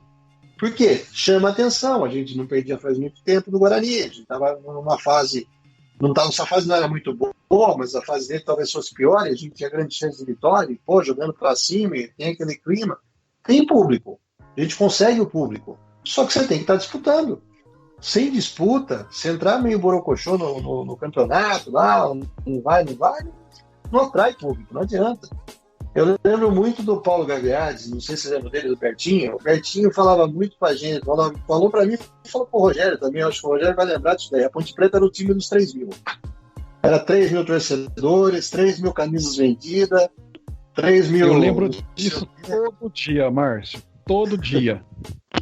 Isso ele falou para nós quando, Rogério? Em 2001, 2002, não foi? Foi em 2000, acho que foi em 2003, na época do Conselho Jovem, a gente teve um bate-papo com ele sobre marketing, aquela questão de patrocínio, o que a gente podia fazer para melhorar, para aumentar a arrecadação. Ele falou, cara, o que você for fazer na Ponte Preta, faça 3 mil. Isso lá em 2003 ele falou assim, faça 3 mil CDs, 3 mil camisetas, 3 mil medalhas, não vai passar disso. Exatamente. E aí, é um dado interessante. Em 2003 a gente já discutia isso, a gente já falava essa situação aí dos limites da Ponte Preta em termos de venda de produto, em termos de coisa. E eu vivi muito isso daí no sócio-torcedor. Que o nosso número de pagantes no sócio-torcedor, para chegar em 3.500, 3.700, quando estava no início de campeonato, era um milagre. O normal era só 1.500 pagantes. E aí, quando começava o campeonato, a gente começava a melhorar, o negócio começava a engrenar, aumentava o número de sócios-torcedores, as coisas iam. Agora, tem um dado que você falou, que é a questão que você até comentou de banheiro. A Ponte Preta não está nem aí com banheiro, não está nem aí com nada. A maior reclamação que a gente recebia toda semana na Ponte Preta eram os banheiros do Majestoso. Era impressionante. Assim, chegava eu disse que ele não... O que foi? É que ele não... Esse momento, esse item, Márcio, ele não era relevante, né, antigamente. Ele é na gestão agora, é isso que eu quis dizer. Como a mudança da sociedade, a mudança do perfil de torcedor, fez com que esse item fosse importante, mas antigamente nem vaso no estádio tinha. A gente lembra disso, era só um buraco lá no chão, e não era isso, porque a gente ia ver os cabeçudos que jogavam e o estádio estava cheio, porque o time também não era bom. O time da Ponte dos anos 90 era ruim também. Aí o Rogerinho falou, você participava, vocês estiveram junto no Conselho Jovem, e o ano é 2003. Eu acho que aquele jogo do Botafogo de Ribeirão Preto em diante, eu acho que quando começa o desânimo até do Sérgio, e onde começa um pouco da guinada para baixo do torcedor pontepretano, no geral, não nos momentos, porque aí teve momentos, 2008 foi um momento, 2013 foi um grande momento, 2012, 2011 com acesso, mas aquela 2001, 2002 para cá, que aí se inclui em 2003 com a falta de dinheiro e o afastamento até um pouco do Sérgio, e toda a crise que o time viveu em 2003, é um pouco dessa guinada do desânimo do torcedor, que depois, 2003, talvez tenha sido a ferramenta ou o instrumento principal do desânimo, porque você acreditou tanto, Márcio, em você, não só em você, mas no que você estava proporcionando para o torcedor, junto com o time, que a decepção de Lanús foi tão grande, que a gente acabou de falar, você foi ver o jogo 6 meses depois, eu, o André, talvez o Rogério, o Haas e o Joãozinho, até hoje não tenha visto o jogo de novo, ou não queira ver, não queira lembrar daquilo que aconteceu, porque a dor foi gigante, e no ano seguinte a gente estava em Bragança de novo comemorando. Você até perguntou, depois a Ponte não teve um grande momento, nem o de 2014, que o Adriano não chutou aquela bola contra o Náutico, a gente até conversou com ele muito sobre isso, mas em Bragança estava todo mundo chorando no acesso, e você fez parte disso. Quem foi em Bragança naquele dia, a gente estava renascendo de novo, falava, puta, é agora. Aí depois veio aqueles 2 jogos contra o América, o jogo contra o Joinville, e a gente, aliás, eu me senti você entrando no campo aquele dia, viu, Márcio? Eu acho que eu entrei junto com você sem estar, porque aquela terça-feira contra o América de Natal deu vontade mesmo de entrar. Se eu estivesse no campo, acho que eu tinha invadido. Eu trabalhava de madrugada, então eu não estive no jogo. Eu trabalhava à noite, eu não estive no jogo. Mas não sei, Márcio, se é só isso, é só o campo, se é só mudança de perfil. O torcedor da Ponte vem desanimando aos poucos.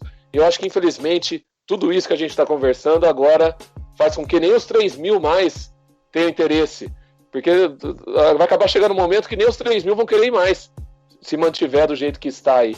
Então eu tenho muito medo ou receio disso. Por isso que hoje, até a gente não conversou muito antes, a gente vê o torcedor pontepretano hoje fervilhando nas redes sociais, querendo ver coisas antigas, porque dá desgosto de ver as coisas atuais. A gente tem a nossa página no Face, quando tem um jogo antigo, o torcedor interage, porque hoje faz parte ver um jogo de 97, ver o acesso de 99, o jogo contra o Vélez. Então, e hoje a gente vê hoje, dá até tristeza de falar do time de hoje e tal. Mas, não discordando 100% do que você falou, você tem totalmente razão na questão da mudança do perfil da sociedade e do torcedor. Mas eu não acredito que seja só isso, porque isso o Majestoso nunca teve conforto, né? E não era isso que fazia o torcedor ir.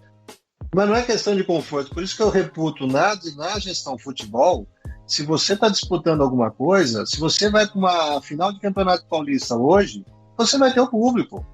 Se você vai bem no campeonato da Série B, você vai ter o público de volta, você não vai ter, com certeza sua média vai ser de 7, 8, 9, 10 mil pessoas, que nem foi em 2014, que nem foi em 2011. 2011, a gente chegou a ter uma partida contra, eu não vou me recordar, acho que foi com Santa Cruz, eu não lembro quem foi em 2011, tava com 18 mil pessoas no campo, na Série B. Não foi nem a ABC de Natal. A ABC, quando nós subimos, a gente estava com 19 mil e poucas pessoas no campo. Acho que foi contra o Boa esse jogo. A gente estava com 15 mil contra eu acho que... Não foi contra o Boa, mas... Não, o time de Minas. Boa Esporte. Boa Esporte. Assim, se você tem resultado dentro de campo, o torcedor vai. Aí vai você com banheiro, sem banheiro, com estádio caindo, apanhando da polícia, não apanhando, ele vai. Ele vai porque ele quer participar daquilo, ele quer participar do momento de que o time está bem, está empolgado. E isso não cabe só a Ponte Preta, isso cabe para todos os times, pô. O público aí, eu estava vendo agora do Paulista, o público do Corinthians antes da pandemia, estava em 3 mil pessoas na arena. Um estádio que o mínimo de público que tinha era 30 mil pessoas. A média do Corinthians é 28, 29 mil pessoas, estava com 13 mil.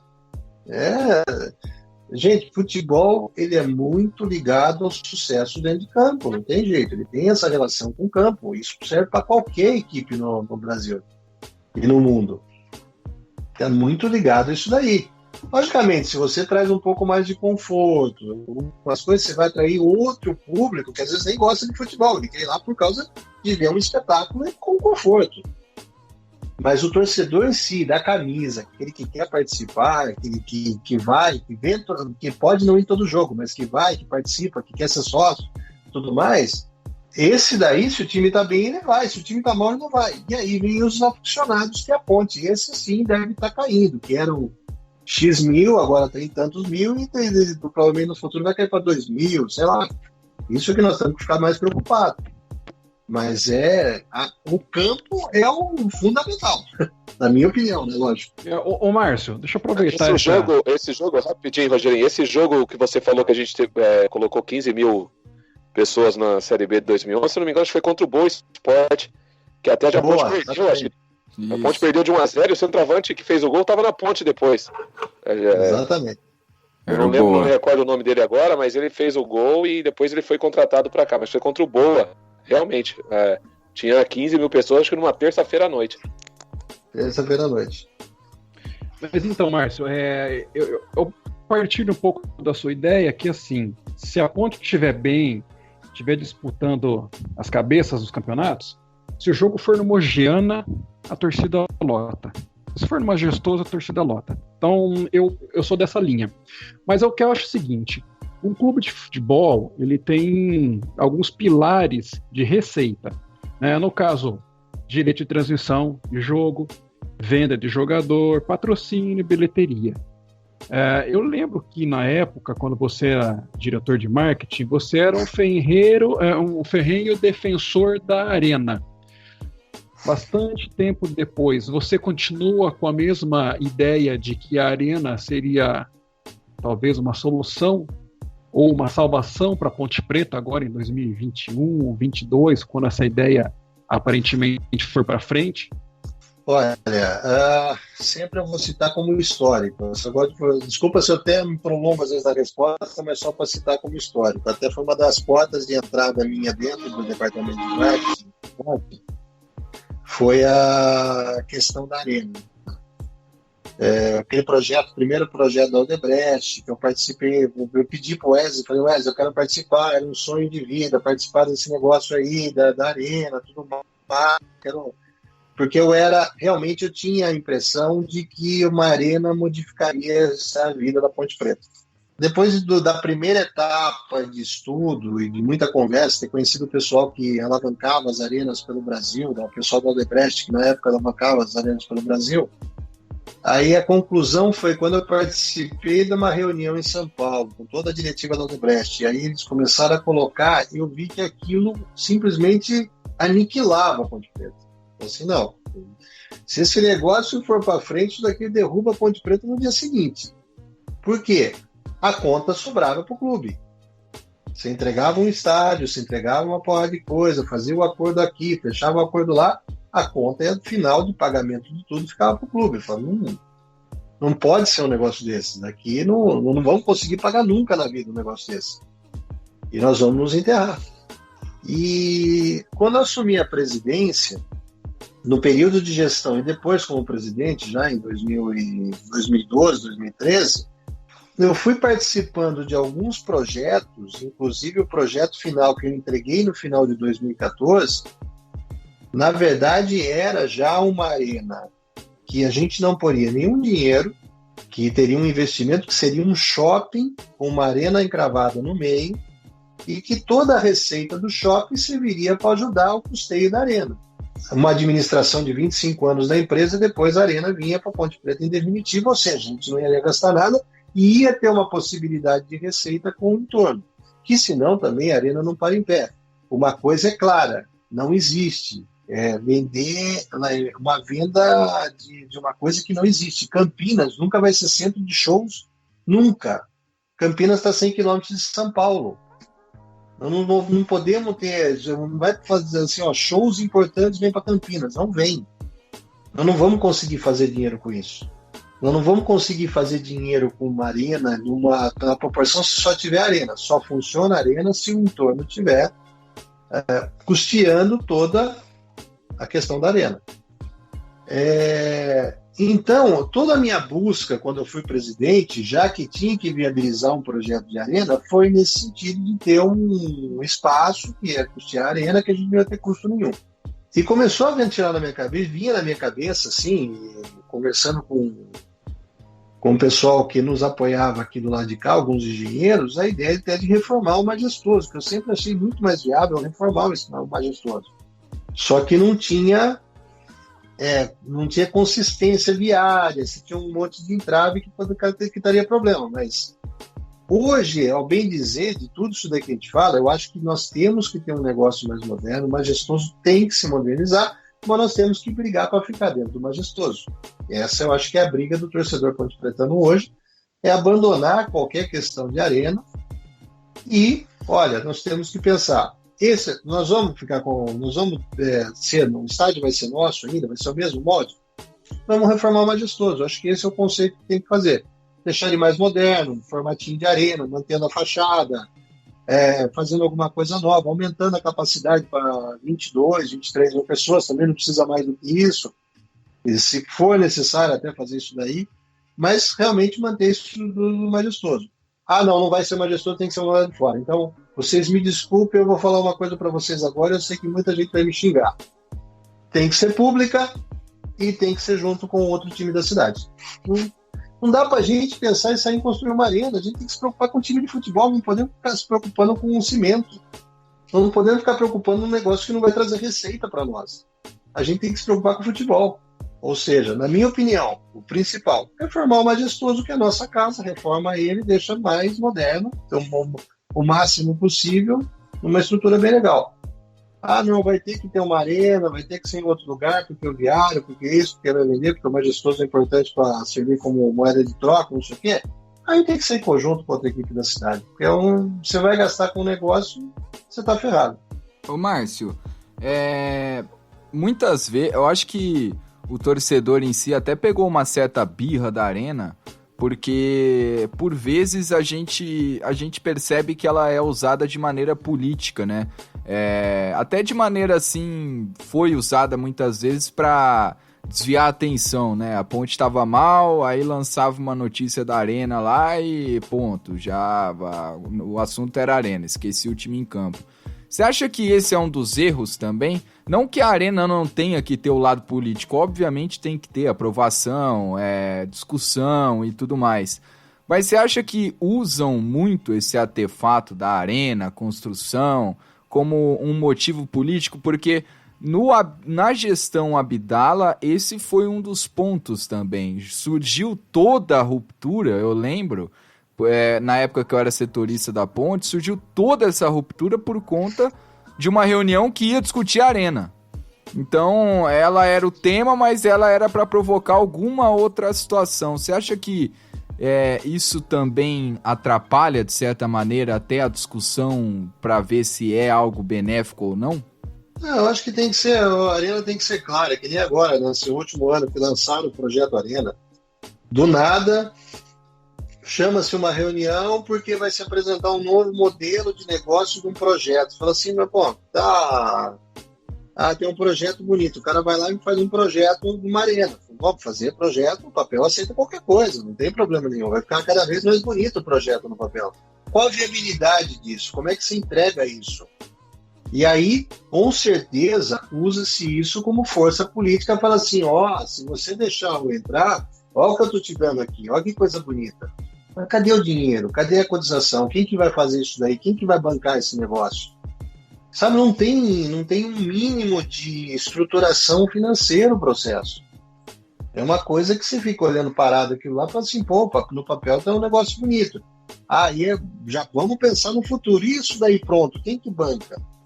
Sabe quanto custa o Itaquerão hoje? R$600 mil por mês. Quem que banca isso daí? O Corinthians. Quanto custa o Morumbi? R$380 mil por mês. Quanto custa o Allianz Parque? O Palmeiras não paga. Olha que coisa bonita. Mas custa mais 600, 700 mil reais por mês. Nós temos condições de fazer uma arena para gastar 100, 200 mil reais por mês? Não temos. E não é custo da parcela, é custo de manutenção. Então, saber. O Atlético Paranaense gastava antes de ter a grama sintética, R$80 mil por mês, com aquela iluminação que simula a luz solar. Só com isso, 80 mil, fora todo o restante. Então, sempre assim, você está lidando com um negócio que hoje a gente não tem dinheiro, às vezes, para pôr comida no prato do atleta que está se formando. E a gente está falando uma arena, assim, ai, que bonito, a Ponte Preta vai ter sua nova casa, que não sei o que, assim, mas para em pé, está estruturado, como é que funciona? Então, para mim, isso realmente vira um debate político para tentar abafar uma situação. No caso do ano passado, é para tentar derrubar a diretoria que estava lá. E, assim, o único processo que se vê, assim, por questão política. Na minha época de Ponte Preta, a gente usou muito pouco a arena como força, até porque não tinha tanto entrave político interno para usar, né? Então a gente não soltava muito questão, a gente falava da arena como as pedras fundamentais de lançamento. Teve uma reunião no conselho, que a gente levou todo mundo, uma empresa que queria fazer empreendimento lá, para os conselheiros conhecerem e tentar dar uma iniciativa no processo. Mas jamais a gente tentou usar ela como força política de fazer alguma coisa, até porque você acabou de falar que teve a frustração do Botafogo em 2001. De 2011, quando nós assumimos a gestão, até o final de 2014, graças a Deus, no que eu falei do campo, todo ano a gente estava disputando de uma forma forte, muito forte, para chegar em alguma coisa. Em 2011 subimos, em 2012 fomos para a semifinal do Paulista. Nem gosto de lembrar o resultado dessa semifinal, fomos para a semifinal do Paulista.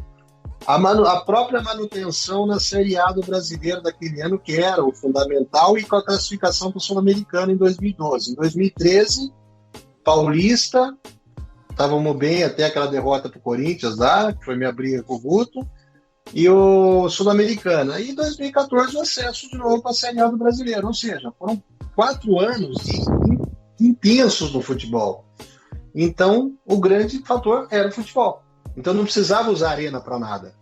Mas, Márcio, você acha que a arena, que ela vira e mexe e volta na pauta da Ponte, por parte dos diretores, é só uma questão política?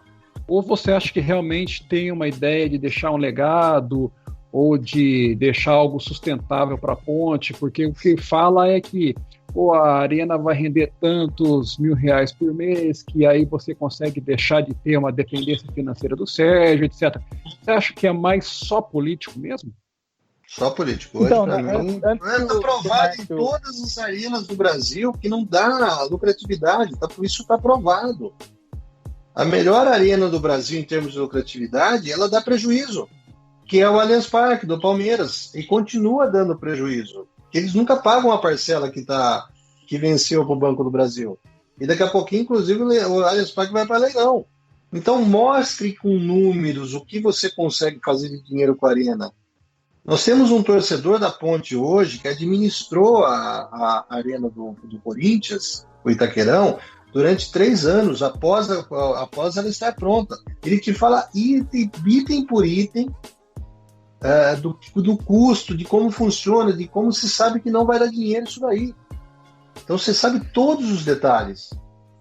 Então para que a gente vai numa aventura como essa se a gente não tem condições de sair com uma aventura dessa? Então por isso que eu desafio para você, é muito mais questão política hoje do que propriamente dito alguém quer deixar um bom legado para Ponte Preta, ou quer rever seu dinheiro de volta também, né? Pode ser isso.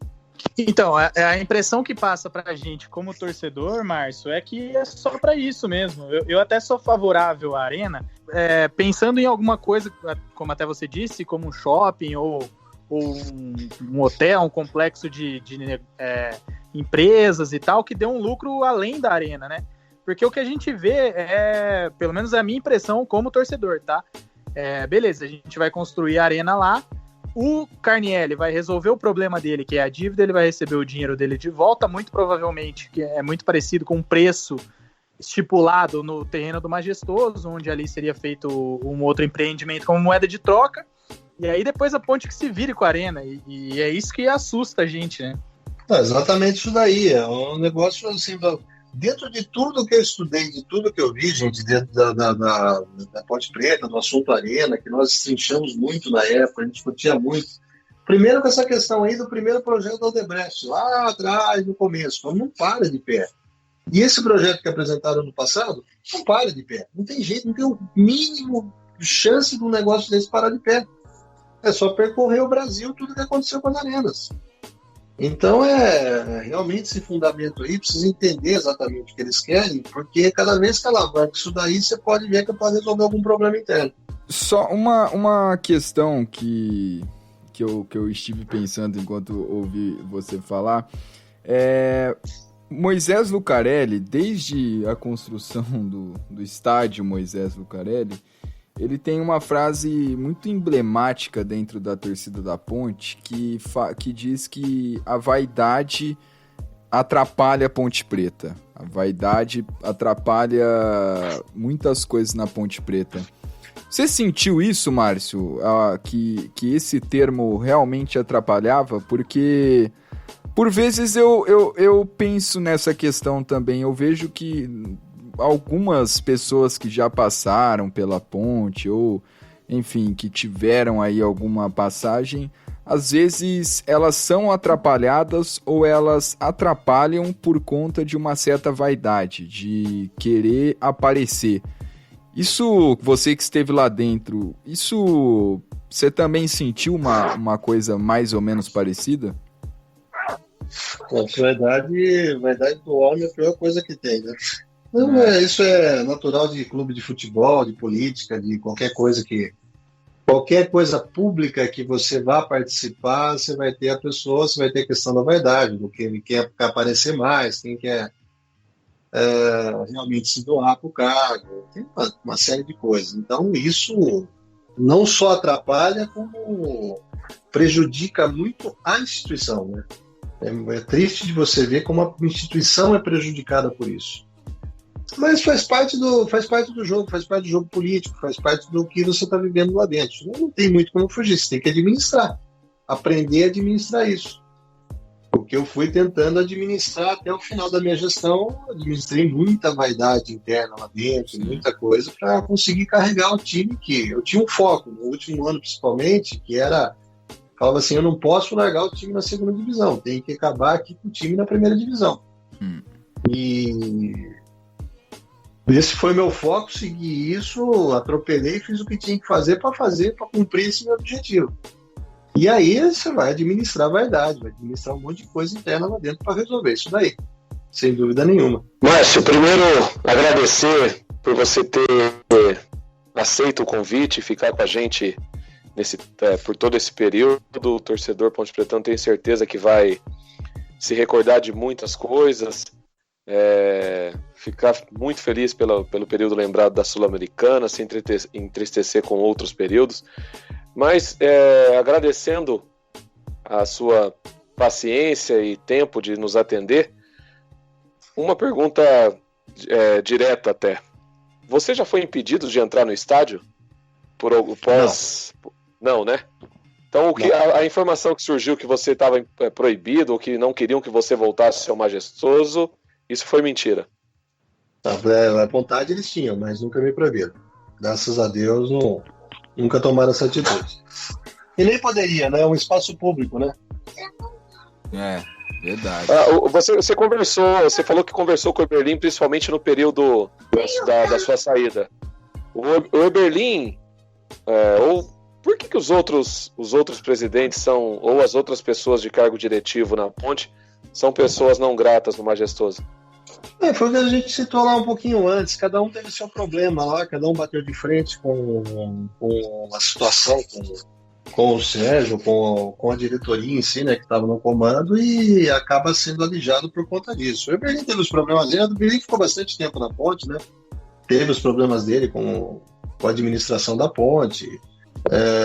Logicamente, quando você conversa com ele sempre vai se defender, mas tem uma série de coisas de Berlim, porque foi bastante tempo que ele ficou lá. Do meu período, é realmente um entreveiro de opiniões, assim, eu quero fazer isso daí, não, você não vai fazer isso, você vai fazer aquilo. Não, mas eu assumo o risco, eu vou fazer isso daí. E aí você acaba sendo persona não grata, e você vai vendo, acompanhando o Gustavo Vale agora, não sei como é que o Apidala saiu na situação. Você vai pegando sempre um entreveiro que vai saindo, uma contradição de equipe que vai gerando. Você perde a sustentação, você não tem mais por que ficar lá. No meu caso específico, eu já tinha decidido não ficar lá, por quê? Independente de falarem que eu roubei 12 milhões, que eu já escutei bastante isso daí, que eu até que na Sul-Americana eu peguei dinheiro, ganhei dinheiro na Sul-Americana.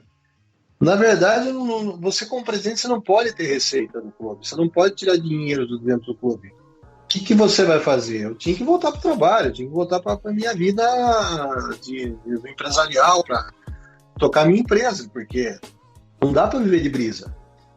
Mas graças a Deus, tudo o que aconteceu, o Márcio Della Volpe jamais vai conseguir ser apagado, justamente porque conseguiu fazer muita coisa que o torcedor tem em mim uma pessoa que lutou pela Ponte Preta. Então isso jamais alguém vai apagar. Porque toda vez eu saio na rua, encontro com um Ponte Pretano, o cara pergunta, presidente, quando você vai voltar? Presidente, quando você vai voltar? É direto, é impressionante. Eu fico impressionado às vezes.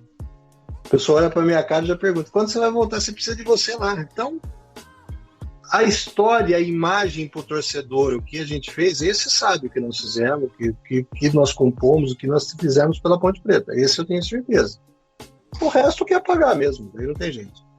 Vamos lá então. Márcio, voltaria um dia a trabalhar com futebol e se de repente fosse aí com seu Mário Ponte Preta, alguém que também tem dinheiro para fazer futebol e fazer uma coisa bacana a fim de fazer a Ponte realmente ser campeã.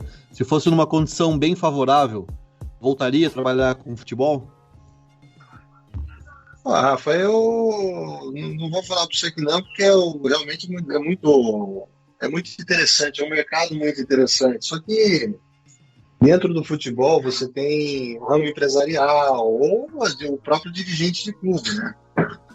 Eu não sei, hoje eu não consigo me ver hoje, até pelas atividades que eu exerço. Você sabe que o trabalho que eu faço, que eu não consigo me ver hoje dentro da dedicação do futebol hoje. Tem que abandonar tudo para se dedicar exclusivamente ao futebol.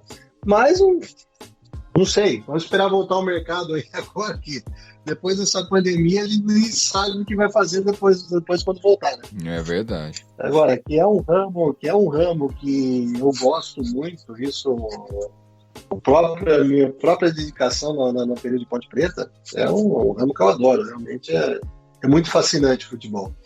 Eu queria perguntar, existe ainda alguma coisa judicial que está rolando da Ponte contra você, de alguma forma? O que você pode falar sobre isso? Que a gente sabe que no meio jurídico é bem restrito que a gente pode falar sobre os assuntos. E no ano passado, se não me engano, não sei se foi no ano passado ou no ano retrasado, eu fiquei sabendo que você tinha se aproximado um pouco da gestão do José Armando Abdala depois dessa ruptura política que ele teve com o Sérgio Carnielli. Isso aconteceu e no final a minha pergunta seria a mesma que o Haas, né? Se você tinha intenção de voltar para a política ponte-pretana. Olha, nunca existiu um processo judicial, só teve um processo interno dentro da Ponte Preta. Então nunca teve nem do meu lado, nem do lado da diretoria um processo judicial um contra o outro. É até uma coisa que eu sou muito cobrado por que eu não fiz um processo judicial. Mas a minha intenção nunca foi judicializar, porque você sempre processa a instituição. Você nunca processa as pessoas que te acusaram, mas sempre a instituição. E porque eles falam em nome da instituição. E foi uma coisa de vida. Eu já prometi para mim mesmo que jamais eu processaria a Ponte Preta em nada na minha vida. Então eu realmente não tomei nenhuma medida. E também não tomaram uma medida. O que tomaram foi uma decisão de diretoria, um ato de diretoria me expulsando do clube. Essa foi a decisão.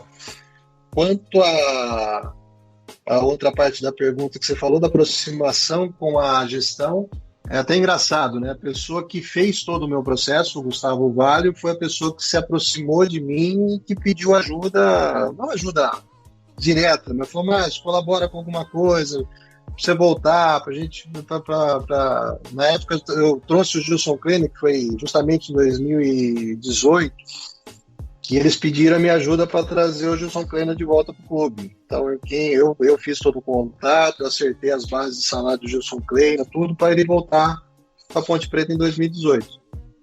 E depois disso eu acabei ajudando em algumas coisas, participando de algumas reuniões lá com eles, tudo mais, e a hora que precisou de ajuda, eu contratei alguns empresários da minha época que ajudaram a Ponte Preta, que voltaram a ajudar, então sempre tentando prestar alguma ajuda para a diretoria, mas sempre tentar ser o mais low profile possível, justamente para não atrapalhar eles, que a gente sabe que a briga interna estava muito grande já, que já queriam tirar eles de tudo quanto é jeito. E se volto a ocupar um cargo na Ponte Preta, hoje eu não posso. Hoje eu sou proibido. Daqui 8 anos, eu acho. Hoje eu tô expulso. Eu tô expulso hoje. Então, se eu não vencer nada, eu não posso fazer nada. Aí ele falou, Márcio, responde de bate-pronto, hein? Pode ser, tá preparado? Eu posso recusar responder, mas tudo bem. Não, eu tô falando de jogo, tá? Durante a sua presidência, qual foi o jogo que te deu a maior alegria?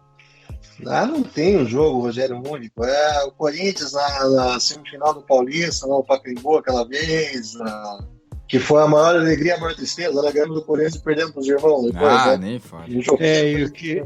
É que eu ia te perguntar, qual é a maior tristeza? Então você já respondeu, né?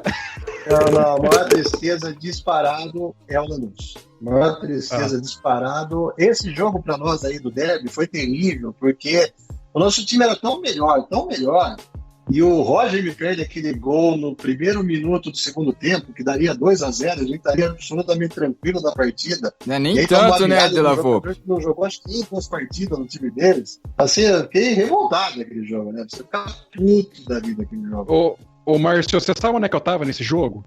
Eu tava em Manaus, naquele teatro de ópera, escutando uma ópera, com o celular desligado. Só que o cara cantava ópera, eu não escutava, eu só pensava no derby. E o jogo, eu olhava no relógio e eu contando os minutos para acabar. Quando eu percebi que acabou o jogo, eu liguei o celular e entrou a primeira mensagem da minha cunhada. Ponte Preta, vamos lá. Eu falei, caraca, ganhamos. Aí começou a entrar a mensagem. Que isso? Como assim? Comecei a ter uma palpitação, cara. Quando fui ver o resultado, quase morri do coração, cara. Assistindo uma ópera, velho. O que você me fez passar, hein, cara?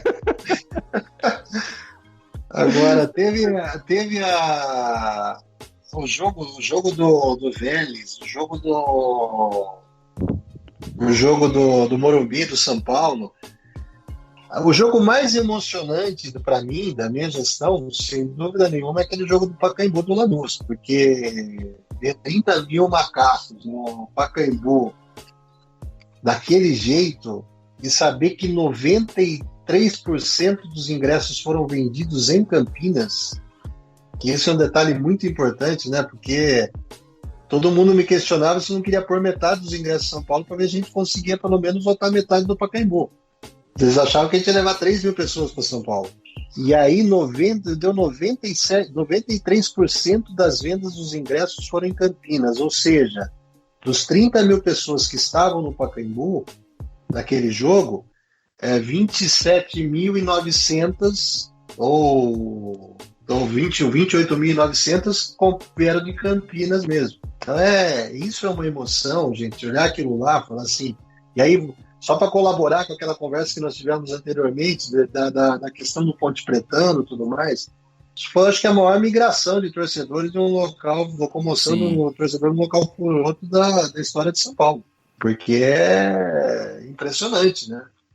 O Corinthians leva muito mais, só que tem um monte de corintianos em Campinas que vai comprar ingresso para o jogo. Agora, levar toda essa galera, que a Bandeirantes parecia uma avenida de carro, de ônibus, de bandeira, aquilo lá foi algo de magnífico. Aquilo lá me deu uma emoção. Fiquei tão emocionado aquele jogo lá, que eu achei que eu fosse ter aquele jogo, eu achei que eu fosse ter um treco. Bem ou mal, você tá no comando, né? Você tá olhando tudo aquilo e fala assim, pô, eu, minha equipe inteira ali, mas nós conseguimos, então olha que a gente conseguiu trazer a Ponte Preta ao nível que nós trouxemos a Ponte Preta. Olha que coisa bonita que nós fizemos. E a imagem que eu mais vejo hoje da Ponte Preta é aquele app lá na arquibancada do Pacaembu direto, eu vejo isso daí.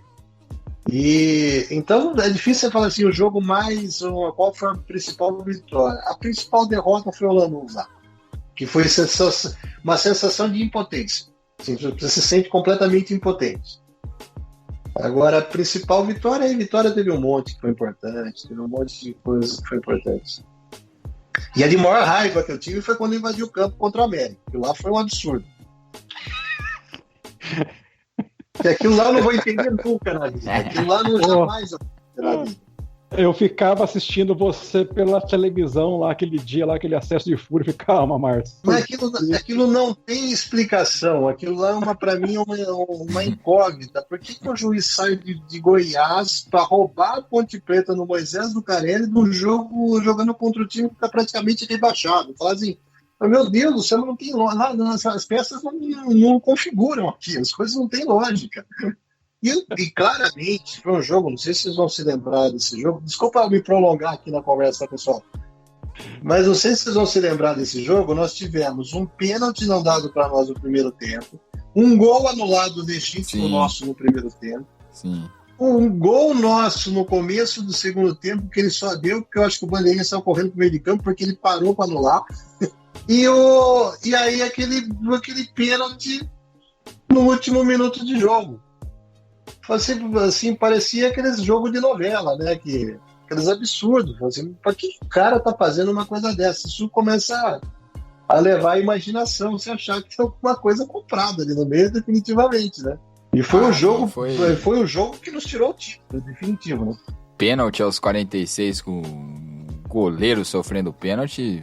Pra mim, acho que ali foi uma coisa que só a Ponte Preta viveu na história do futebol, porque eu não lembro de um goleiro sofrer pênalti. As 2 horas de conversa com o torcedor Ponte Pretano, acho que fazia tempo que você não conversava, não esclarecia, não falava de Ponte Preta assim, e a gente fica profundamente agradecido aí com essa sua disponibilidade por falar com a gente, por atender aqui o MacaCast, um podcast aí feito por torcedores, para torcedores e para resgatar um pouquinho também do ânimo do torcedor da Ponte. Obrigado, viu, Márcio?